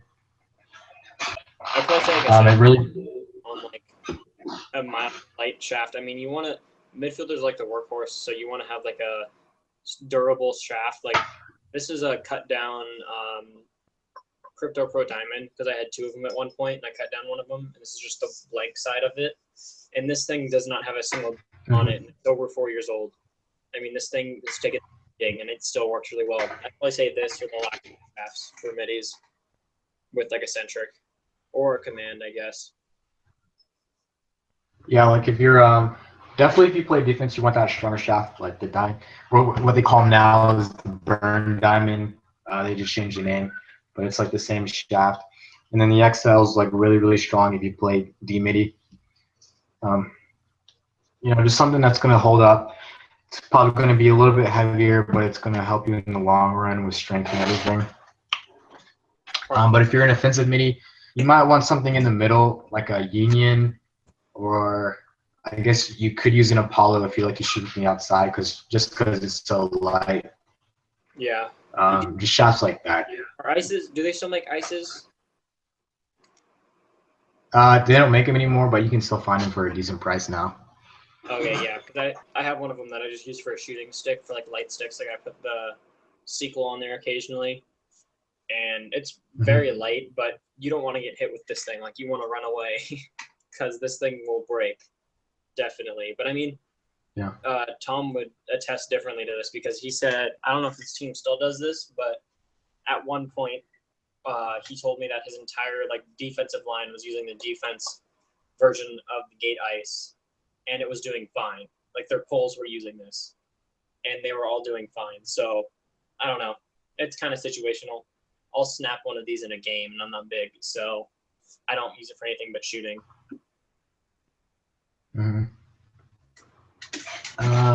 Let's see.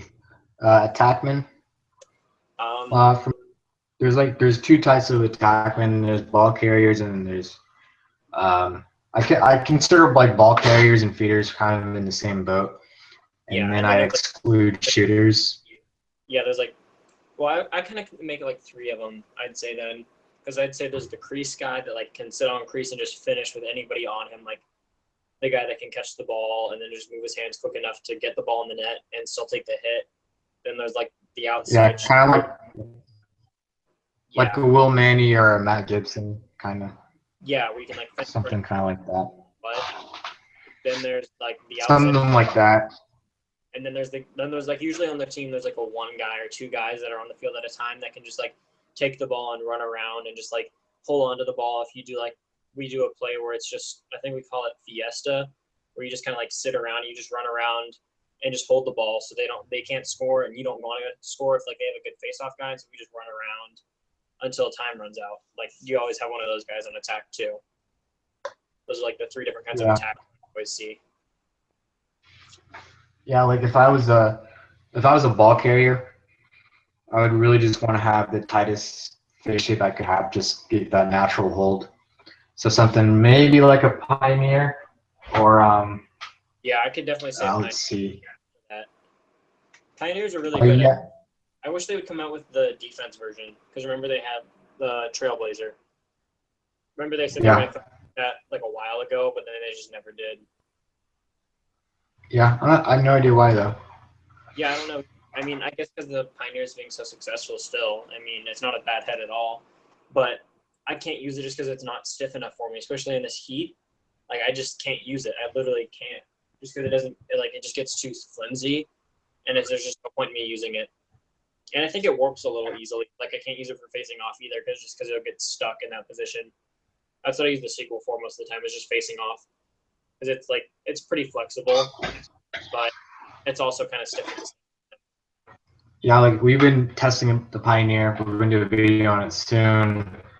But like we use it out in the heat on a turf field, and it gets like really, really soft. And then you know how when you have a soft head and you shoot, you get that really weird backwards flex where the ball releases really early. It's kind of aggravating, but that's why I don't really use the Pioneer.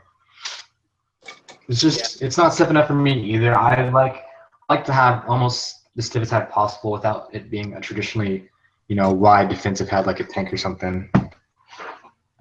Yeah, I agree. That's why my go-to head for any shooter is eccentric, and then my backup would be a Mark 1. Yeah.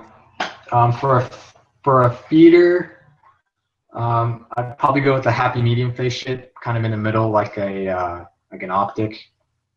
It's kind of a split face shape where it's kind of pinched, but it's kind of wide at the same time. Yeah. Something that's going to allow you to get a really nice smooth channel in there. It's going to be really long, have that like mid-low pocket so you get as much accuracy as possible on your feeds. Something like that. I'd say another good one for like maybe middies or actually all around is just like the standard superpower.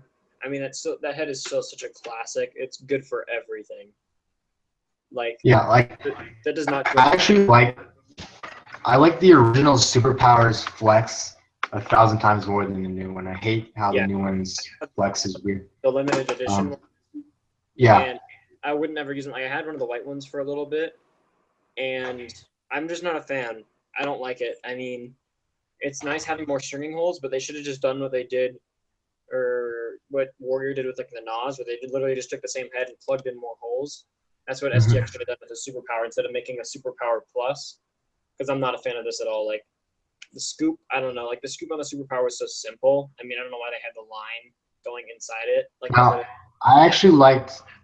I liked the scoop on the superpower plus a lot more than on the original. Because for whatever reason with me in the original would always catch on like grass and dirt and stuff really bad. Yeah, I can kind of see that because this is very smooth. I mean, it's just like this little like bump on here, and that's basically it. But I don't know. I prefer the regular superpower. But the only reason I have this is because it was the limited edition one, and it's because it's number 249 and a 250. So it's kind of like a good one to get. So I don't know. I just hold on to it. But yeah, I think they're like $50 now. So if you want a good quality head that's like a Mark, it's basically like a cheaper Mark 1, just not versatile. To some people, I don't know. We had at one point my whole D line was using superpowers, most of the middies were, and like half the attackmen were all using superpowers. So can go either way with it. It's a classic, best-selling head of all time. Yeah. And for your outside shooter, that's an attackman. My top pick is probably the Lakota. It's a really, really good head for your outside shooting. I will tell you that. I haven't really used Lakotas. I don't know if I like them too much. Lakotas are basically like a stallion. They're they're the exact thing. They are very. If you look closely at all the STX heads, like the CEO and the what's called the surgeon have like the same design. Like it's pinched, high flare point, two what are they called, sidewall struts that are angled, and then the same thing with the Lakota and what is it, the Lakota and the stallion. Yeah, The sidewall struts are like almost the exact same. Yeah, but the only difference is the Lakota is just a lot stiffer. I can see that just because Nike owns STX, so I mean, I can kind of see why that happens, but I don't know. Yeah. Let's see what else. Oh yeah, close defense. I'd either say Mark 1 if you're more finesse like me, or a tank probably would be good bets. I mean, tank is usually what you'd probably go with that. And then I'd either say the C60 XL or the Mark 4. If you're gonna go with like the more finesse side, I'd say Mark 1 and Mark 4. And if you're gonna go with the more sturdy, hit a kid real hard, I'd say tank and C60 XL. Yeah. Yeah, for like a close defense with me, I definitely prefer that wider head. Obviously, it's gotta be rock stiff, like a tank. For shafts, I don't know too much because I never really played long pole. I guess it's more just a preference thing if you want to do carbon fiber or like a metal shaft. Every now and then I do get a kid in the store that tends to break a lot of shafts, so we normally point them in the direction of like a caliber or was it the burn diamond, something that's going to be a little bit short. And if they want a little bit of a lighter shaft, the Mission or probably one of the burn cryptolites. Yeah, I'd say the Crypto Pro Diamond is a great like sturdy deep hole because I have those and they never dented on me or anything. Although the one complaint I did have, which they probably fixed by now 4 years later, was that the shafts all came in crooked. Like I got one and it went like this way, just like the slightest bit on a pole. You don't really notice it, but it's like they all kind of, one of them went this way a little bit, and then the other one, like they replaced it. They're just like, you can just toss that one, and the other one went this way, like it went the exact opposite way. So like I don't know if they fixed that or not, but I did notice that. That's one thing I didn't like about metal shafts. Like carbon fiber shafts, you don't really get any warping in them too much unless it's like from use from like hitting kids. Like I know poles that have had like the C60, like the Gen 5, I think, or the Gen 4, or just like from repeated hitting, like with the pole. If you come in and smack like with your right hand, it kind of slowly starts to curve to the right a little bit just from the repeated hitting on that same side. But that's just something you're gonna get used to with all.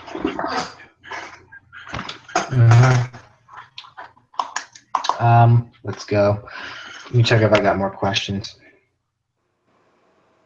And then we'll go into a different one.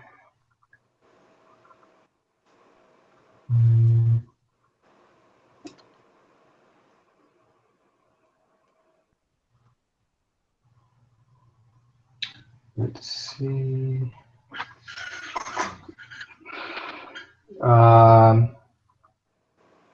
Optimum Strings _ MF asks, when and how did you start playing lacrosse?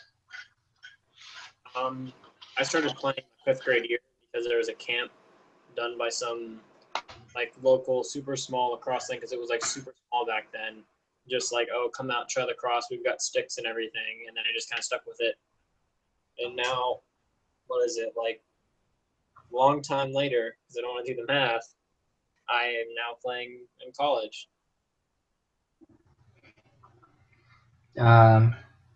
For me, I started playing my sophomore year in high school. I was really just kind of looking for a different sport because I was doing wrestling at the time, and I wanted to try team sport because I didn't do a team sport until like 7th grade, so I wanted to try something a little bit different. I always wanted to try it to play lacrosse. I just never really committed to it. And then sophomore year, I just decided, hey, I'm just gonna do this. So, and then it kind of just took off from there. Yeah, you're lucky because you have like the exposure out there. No one had even ever heard of lacrosse. Like up until maybe a year ago, let's say 70% of the people that I'd meet would be like, "What's lacrosse?" Like I'm like, how do I not know what lacrosse is? But it's like no one knows what it is. It's really weird, but that's just what happens sometimes. Yeah, Now it's kind of getting bigger, but it's still kind of small. yeah, like over like down in the south, where I am, it's very like a lot of the older people don't really know what lacrosse is, but a lot of the younger kids do. Like people in high school, middle school, like as of now, know exactly what lacrosse is, even if their school doesn't have it. They Yeah, probably some know idea what of it what it is. is. Um, let's see. Underscore WMC Keenan asks, when and how did you learn to string? I think we've discussed this like every single video. Yeah. When did I? Oh, it was because I got a stallion with the scout pocket in it. It was like episode number 24 of the custom stringing from Throne, and I got that strung by him, and I wanted to replicate it into a black stallion that I got, and I wanted to do it with like that renegade mesh, and I just kept pushing on from there, trying out like, oh, I can change this and make it throw better for me. Or I can change this and it won't have as much whip, and I can shoot faster with it. And so I just kept going with that until I figured out how to string. I didn't use any videos or anything. For me, I did use videos when I started to get into it, but I really started to string when I had a head and I had my friend string it the first time, and then the second time I gave him a Warrior Cobra, which didn't have a lot of saddle holes. And he couldn't figure out how to string it, so I just took it home and just worked with it, and eventually got something really nice in it. And then from then on, I just started trying like new like top strings and new shooting string setups, and learn more about pocket placement. And then later on, a couple of years later, that's when I started to learn a little bit more about like channels and like more in-depth kind of stuff. Mm-hmm. Yeah, once I like joined Instagram, like that whole community, like that was when I started doing trads. Is basically when I started my account. Is basically when I started getting into the whole online Instagram streaming thing. Yeah. Yeah, like Throne is basically like the reason I strung at all, because I started out by getting their head, like getting it was like an orange stallion with the scout pocket, like all those colorways. So it was like the frost mesh or whatever. I started with that, and then once I started doing traditional materials, and I started that too because I like watched their video, thought it came out great. It was actually awful, like the worst traditional I've ever seen. But I didn't think that because I strung it. It like ended an inch and a half too high, maybe 2 inches high. Diamonds were like one is this big, next one's this big, next one's this big. Like it's just terrible. But I mean, you got to start somewhere, and I just kept going. So basically, like the reason I string is because of Throne, just because like figure the game, and that's what it's all about. All right. Let's see. Mr. Clutch07 asks, where do you think the next MLL team will be, and what do you think of the ECD Mirage? I haven't really seen too much on the Mirage, just because I haven't like looked into it too much. But I mean, those guys don't really put out anything that they don't test for a long time, and it looks like they are testing it for quite a long time. So it shouldn't be bad to say the least. And I would think for the next team should be probably like Texas, maybe somewhere in California. Actually, would probably be nice. Vegas, Yeah, so I'm thinking it'll be, for the Mirage part, it'll be interesting. If they ever do come out with it, it'll be interesting to see how they price it. With String Kings Mark 1 coming in at $70, really tough head to beat. If you're going to release your first head at $90 or more. That's going to be a tough one to beat, honestly.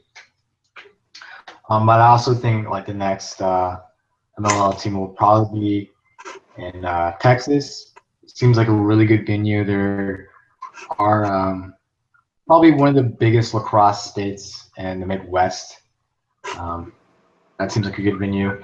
Or you could do something like SoCal or something like that. Yeah. Because I think there is still a little bit of a venue left over from the Alex Pro, since that was really big on the West Coast. Bro, so much. I used to love, like, I'd go to an adrenaline tournament and then watch those guys play, like watch Team STX and Team Maverick play each other. Like at one year, I played with the Mustangs, and I think it was my sophomore year, and like the coaches was like LXM Pro players, so they were like, one was Team Maverick, one was Team STX, and so like screwing with each other the whole weekend. It was like a ton of fun, but it's like LXM Pro was awesome. I wish they'd bring that back. Yeah. I've always liked the LXM Pro a little bit more than the MLL. I always feel like they play with like a lot more flair, and it was a lot more late. MLL, or the Major League Lacrosse, seemed a little bit more conservative. And like there was just like LXM Pro was like had so much style, and the uniforms were so nice, and they change them up every season or whatever. Like the MLL have had like essentially the same uniforms for like the past several years. Change it up, honestly, though. Yeah, I agree. I mean, they don't really change anything in it, but it's because they don't have too much money in it either. So yeah. Let's see.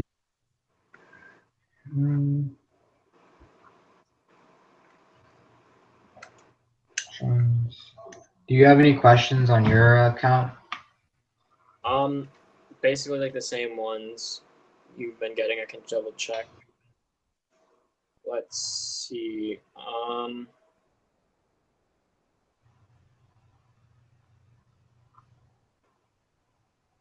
No. All right. Some kid asked All right, about we got. Some kid asked about the SUCC. I don't know what that is.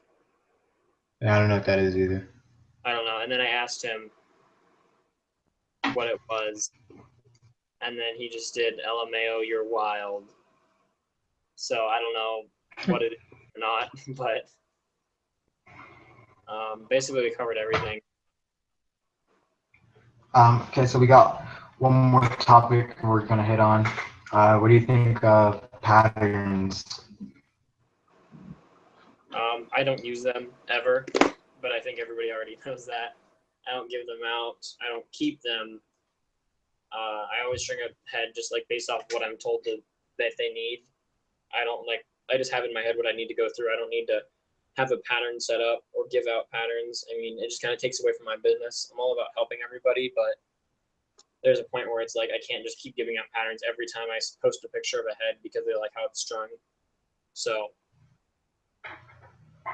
yeah, I don't use patterns either. And honestly, I really hate patterns. I don't like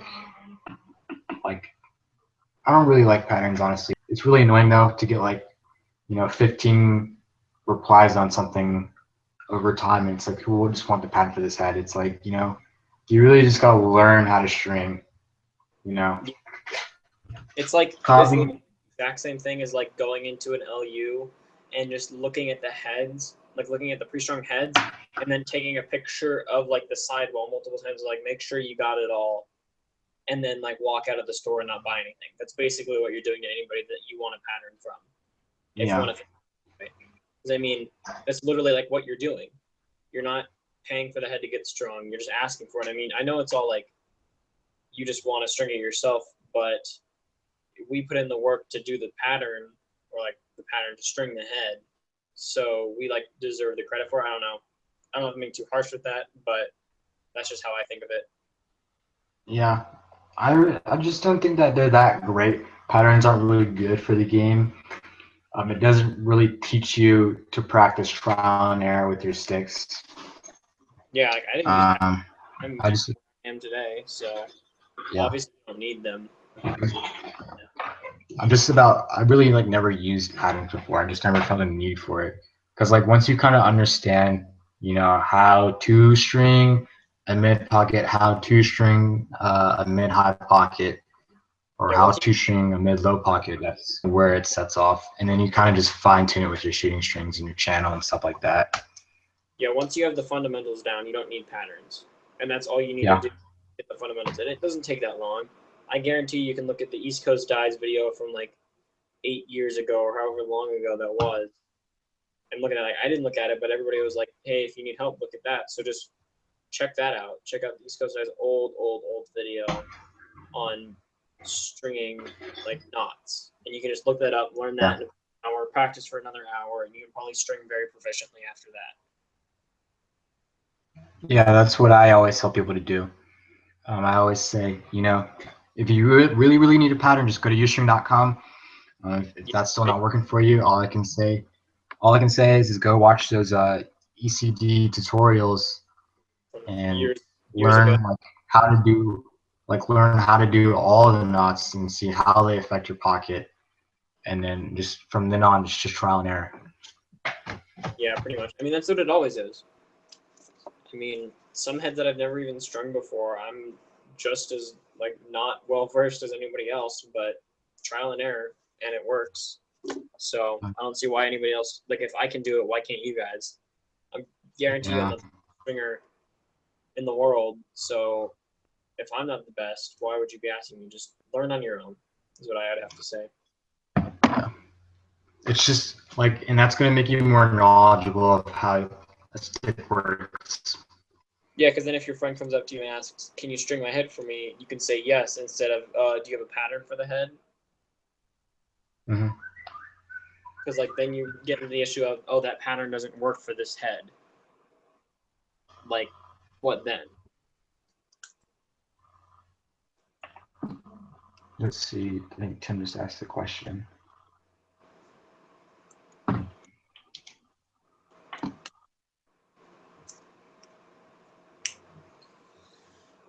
Yeah, hang on.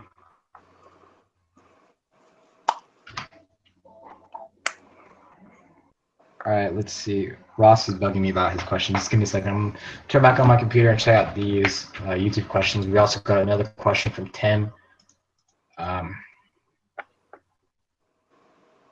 Let's see.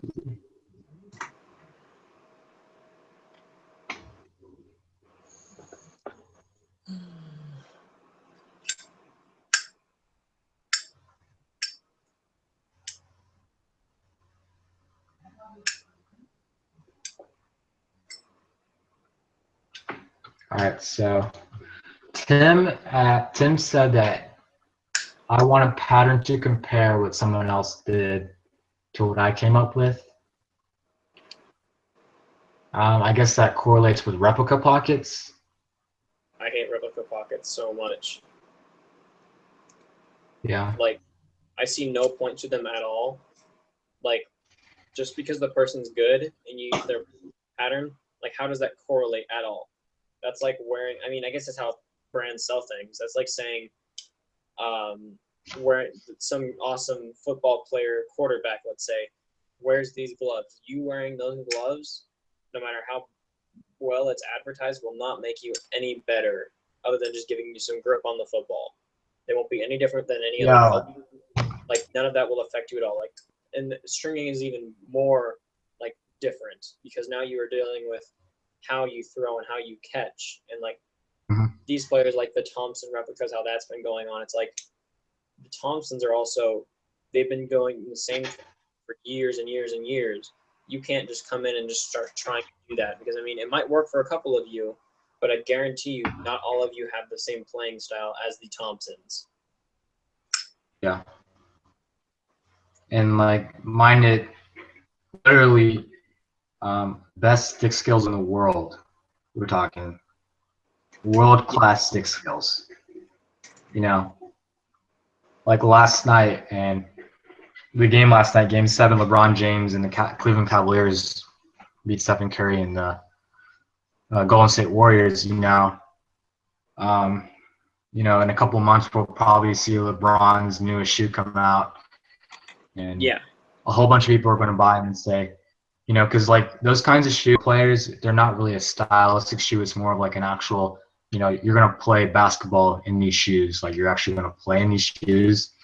So a lot of people are going to say, hey, LeBron James is probably the best basketball player on the planet right now. If I play with the same shoes he plays, then I'll probably be just as good. Yeah, pretty much. I don't get that mentality. Like, how do you think that? Like, an item isn't going to make you very much better. Like, there's a difference between getting, like, a pair of shoes going from, like, sandals to playing in basketball shoes, but there's no difference between playing in these basketball shoes versus these basketball shoes kind of thing. Like, that's not going to make a very noticeable difference in your game. Yeah, So, like in lacrosse, like Ross, one of my partners from Ego Sports, he did like a little experiment thing. So he had like a huge pile of different heads. So he had like a Pioneer, an RP32, Lakota, Command. He had a CEO. I think he had a couple others in there. And he kind of strung them all with the same pocket, and they all really performed the same, which is very interesting. That kind of goes to show that, the little technologies in the head, they're not making that big of a difference. Like, yeah. the only variations that we had were when we took them out and shot with them and how flimsy the heads would get in heat. That was like the biggest factor between them all. I can definitely see that. I mean, there isn't really a huge difference between all the heads. I mean, there's like offense heads, midfield heads, defense heads, goalie heads, and that's it. There isn't like a huge difference. Like the plastics they use, yeah, and there's like better performing ones, but in the end, they're all just an end to a means, I guess. Yeah. Like in 2016, there really aren't any bad heads on the market. Yeah. You can put whatever pocket you want in any head nowadays because stringing is so advanced now, I and you mean, could honestly, probably play pretty well with it. I could honestly like close my eyes, walk into a store, pick up a head, walk out, string it, and play with it perfectly fine. Like I would be able to any other head. Yeah. It's not that, you know. Let's see. We got a question online. MCS Keith 313 asked Stanyu 550 versus Nike Lakota. I think the Nike Lakota is a better head than the Stanyu 550, even though they are similar heads. It's just the Lakota is just a little bit stiffer, honestly. If Yeah. you plan to take a I don't really experience either of them. I haven't experienced either of them, but I do know I had when I played at the California Aces, I just like guest played with them at an encore tournament here in Vegas. It was last year. And I mean, a kid had a Stallion 550 with 3S, like when it just came out with fire threads, and it was a really good setup. I liked it, but I've never really liked the Lakotas. I don't know why. I just never have like put too much thought into them. So, to each his own, I guess. I don't know. I don't really yeah. have that. At first, I did think that they were really overhyped until I finally picked one up, and it is like a really, really solid head. Like all around, it's just a beast. Let's see.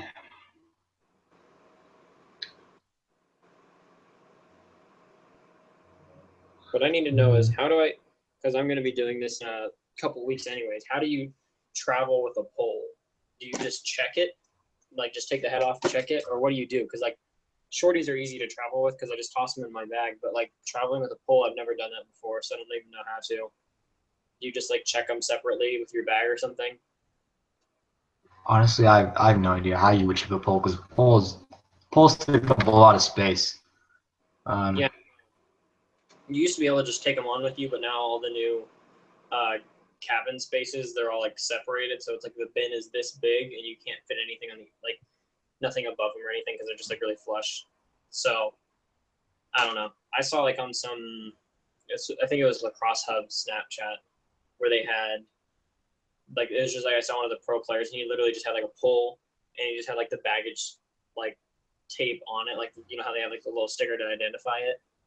and he just had that on it, and that was it. And so it was just like the pole, and then he put his bag in to check him, I guess.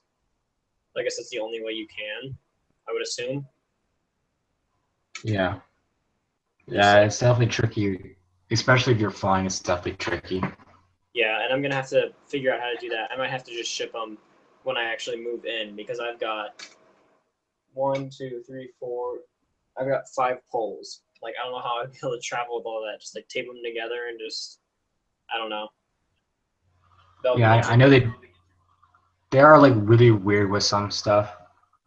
Yeah. Like it's hard to travel with camera gear, which is kind of weird. Like I was looking at like how to travel with camera gear and stuff. Like tripods are okay, but monopods they get a little weird about because it's like one short metal stick and it's just really awkward.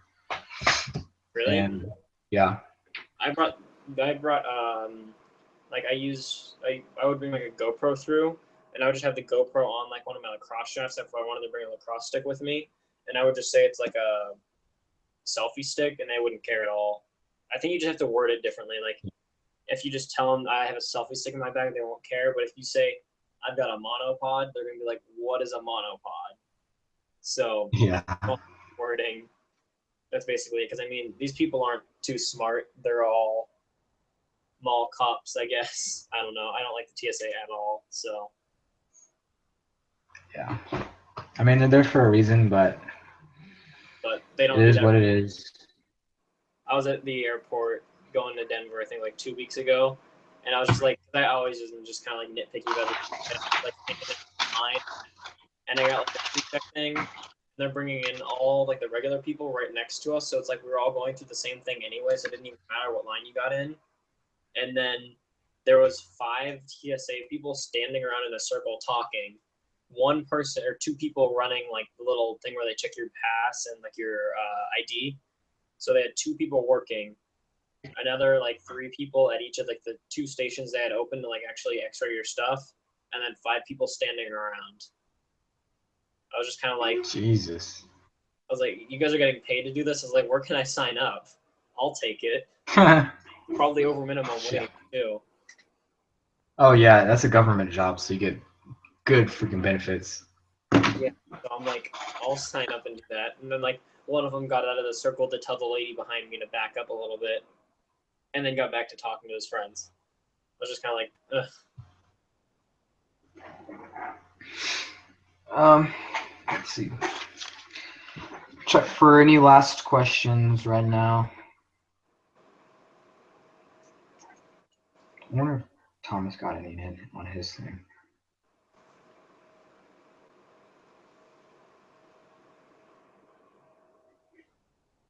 Let's see.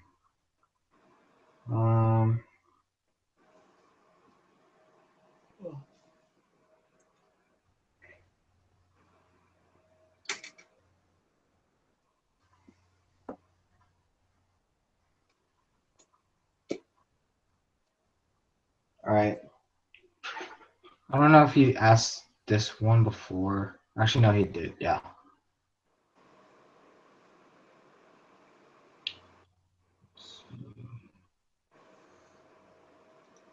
Alex.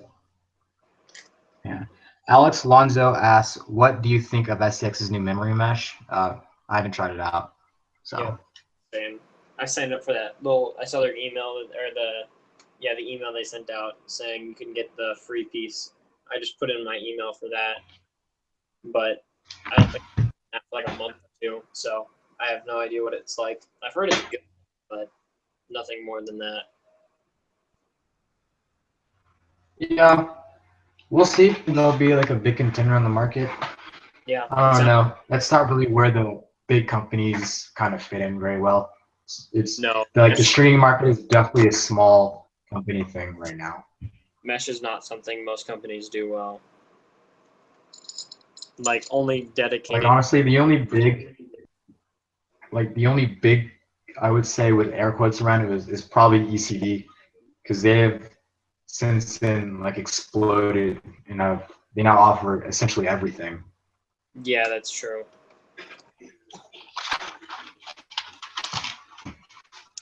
Yeah, I need to get a couple of their shirts or something. Their shirts are done really well. Yeah. Yeah, the new turf they put in their facility is insane. Really? Yeah. Oh wait, yeah, I saw that. I follow him on Snapchat. Have you seen? Do you like follow any of the what is it? Do you follow any of the what is like the clothing brands at all? Like not just adrenaline, but like I love the Tilt Lacrosse stuff. Yeah, I follow some of them. Yeah. I got I don't have any of their shirts yet, but I do have like the rain jacket that Tilt came out with, the navy one. It's like just the raincoat. Do you know Is that? no. No. I have it in my closet somewhere, but it's like it was either navy or black. It looks really sick, and I got one. It was a little expensive, but I just kind of like was like, all right, I'll just buy it and see if it's good. And it's actually like good quality.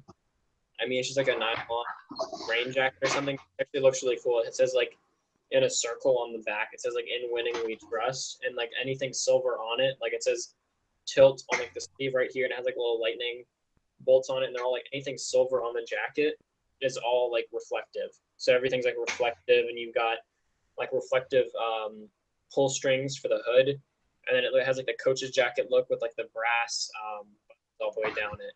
So it's like I just got it for the East Coast because it's going to be raining a lot and stuff. So, Yeah. but I mean, it's really sick. So I love all the stuff, like anything they come out with. I like their more. I'm not really like a fancy T-shirt guy. I mean, I like the more plain stuff. So seeing like their more plain, they look really sick. Is adrenaline like really big out there on the West Coast? Yeah, it's really big. I mean, we do all the adrenaline tournaments here, and I love the. I mean, I don't love it. I used to like it more, but I mean, I don't know. I used to like their socks a lot, but Yeah. I don't know. I don't really own too many adrenaline stuff anymore. I can't really think of what I own, just because it's expensive. I mean, however, I think it's like Yeah. it's pretty Adrenaline is expensive. pretty expensive. It's just not worth. Like the only thing that I would really want to buy is their socks, but I don't really wear fancy socks anymore because I'm all about like boat shoes and stuff now. So I don't know. Yeah. It is big. I really like their socks. All the I like shops. I like Yeah, all the shops. I like how they're just like a little bit thicker. Yeah, all one shop here has adrenaline stuff. Yeah. Some of this stuff's pretty good. It is pretty pricey though. Yeah. Really the only adrenaline products I buy are just the socks, just because they're a little bit thicker.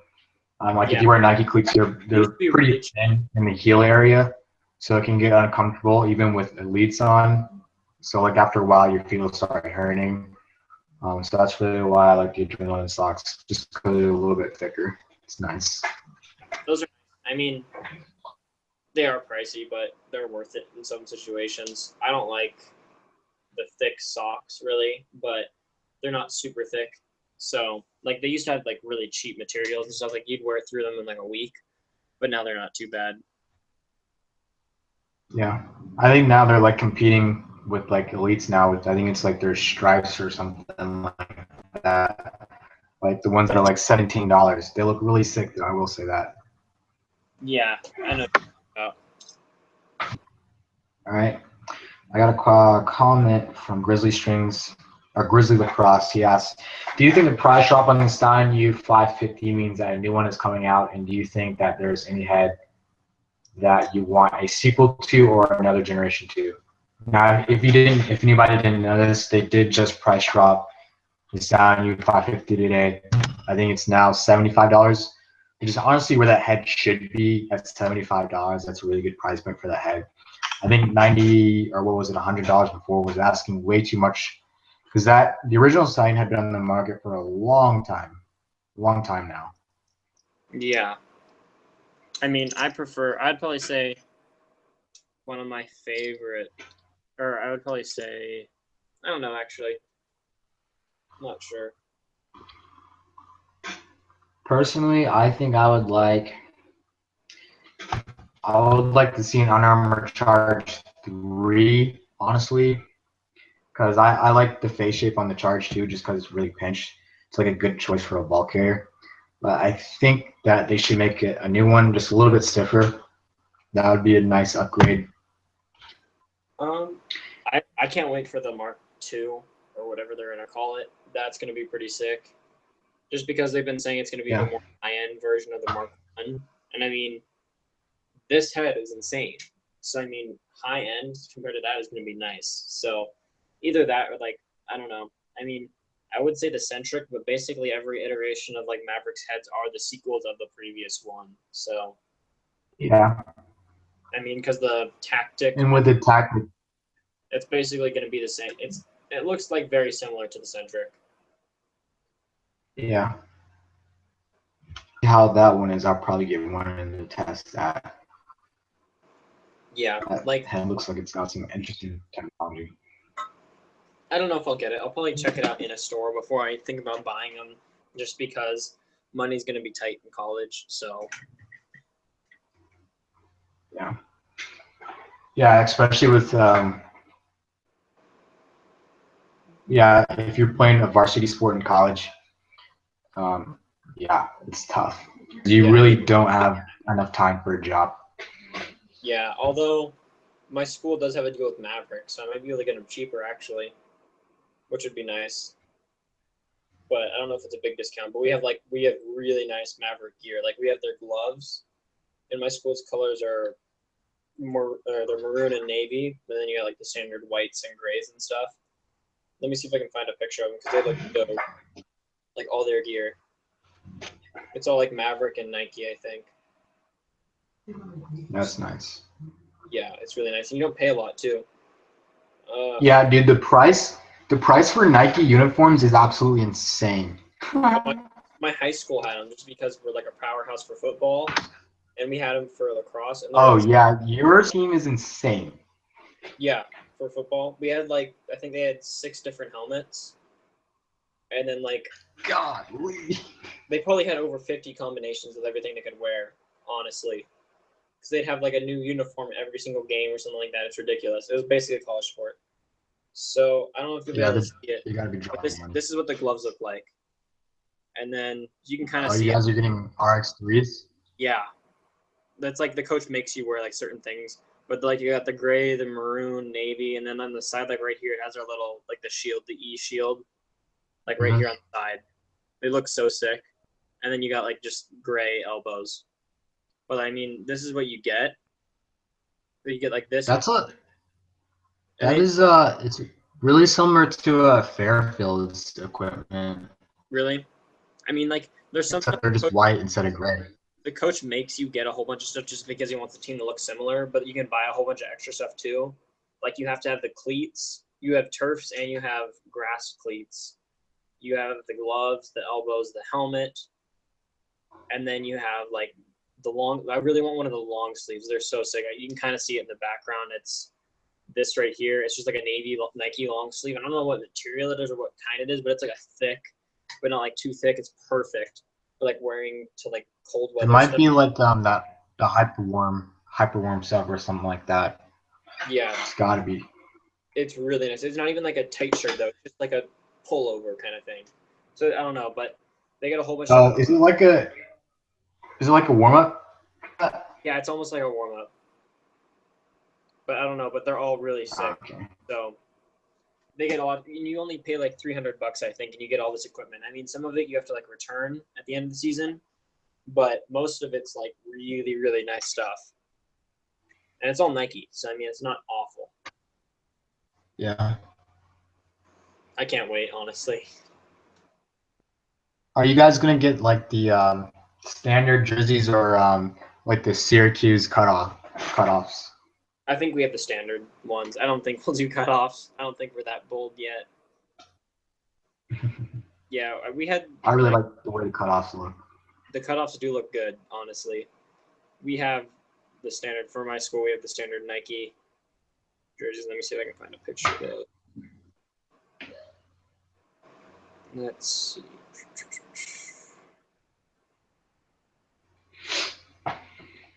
We used to have like the gray shorts that matched the gray jerseys, and then we had the orange shorts that matched the orange jerseys. But then this year they didn't want to buy everybody gray shorts again, and so they just gave us orange shorts and said wear these for both because they were expensive. I think the uniforms were like $120 each for the shirt, and then they were like $60 or $70 for the shorts. Yeah. They're, I don't know. You can kind of see these are the shirts that we wore. Those are the shorts that we wore too, but I didn't like the shorts too much just because they weren't custom. But the jerseys were nice. I mean, Nike jerseys are always nice. Yeah, they come with a heavy price tag though, so they gotta back that up. I mean, it's probably the same stuff that like NFL guys were wearing though. Yeah, maybe.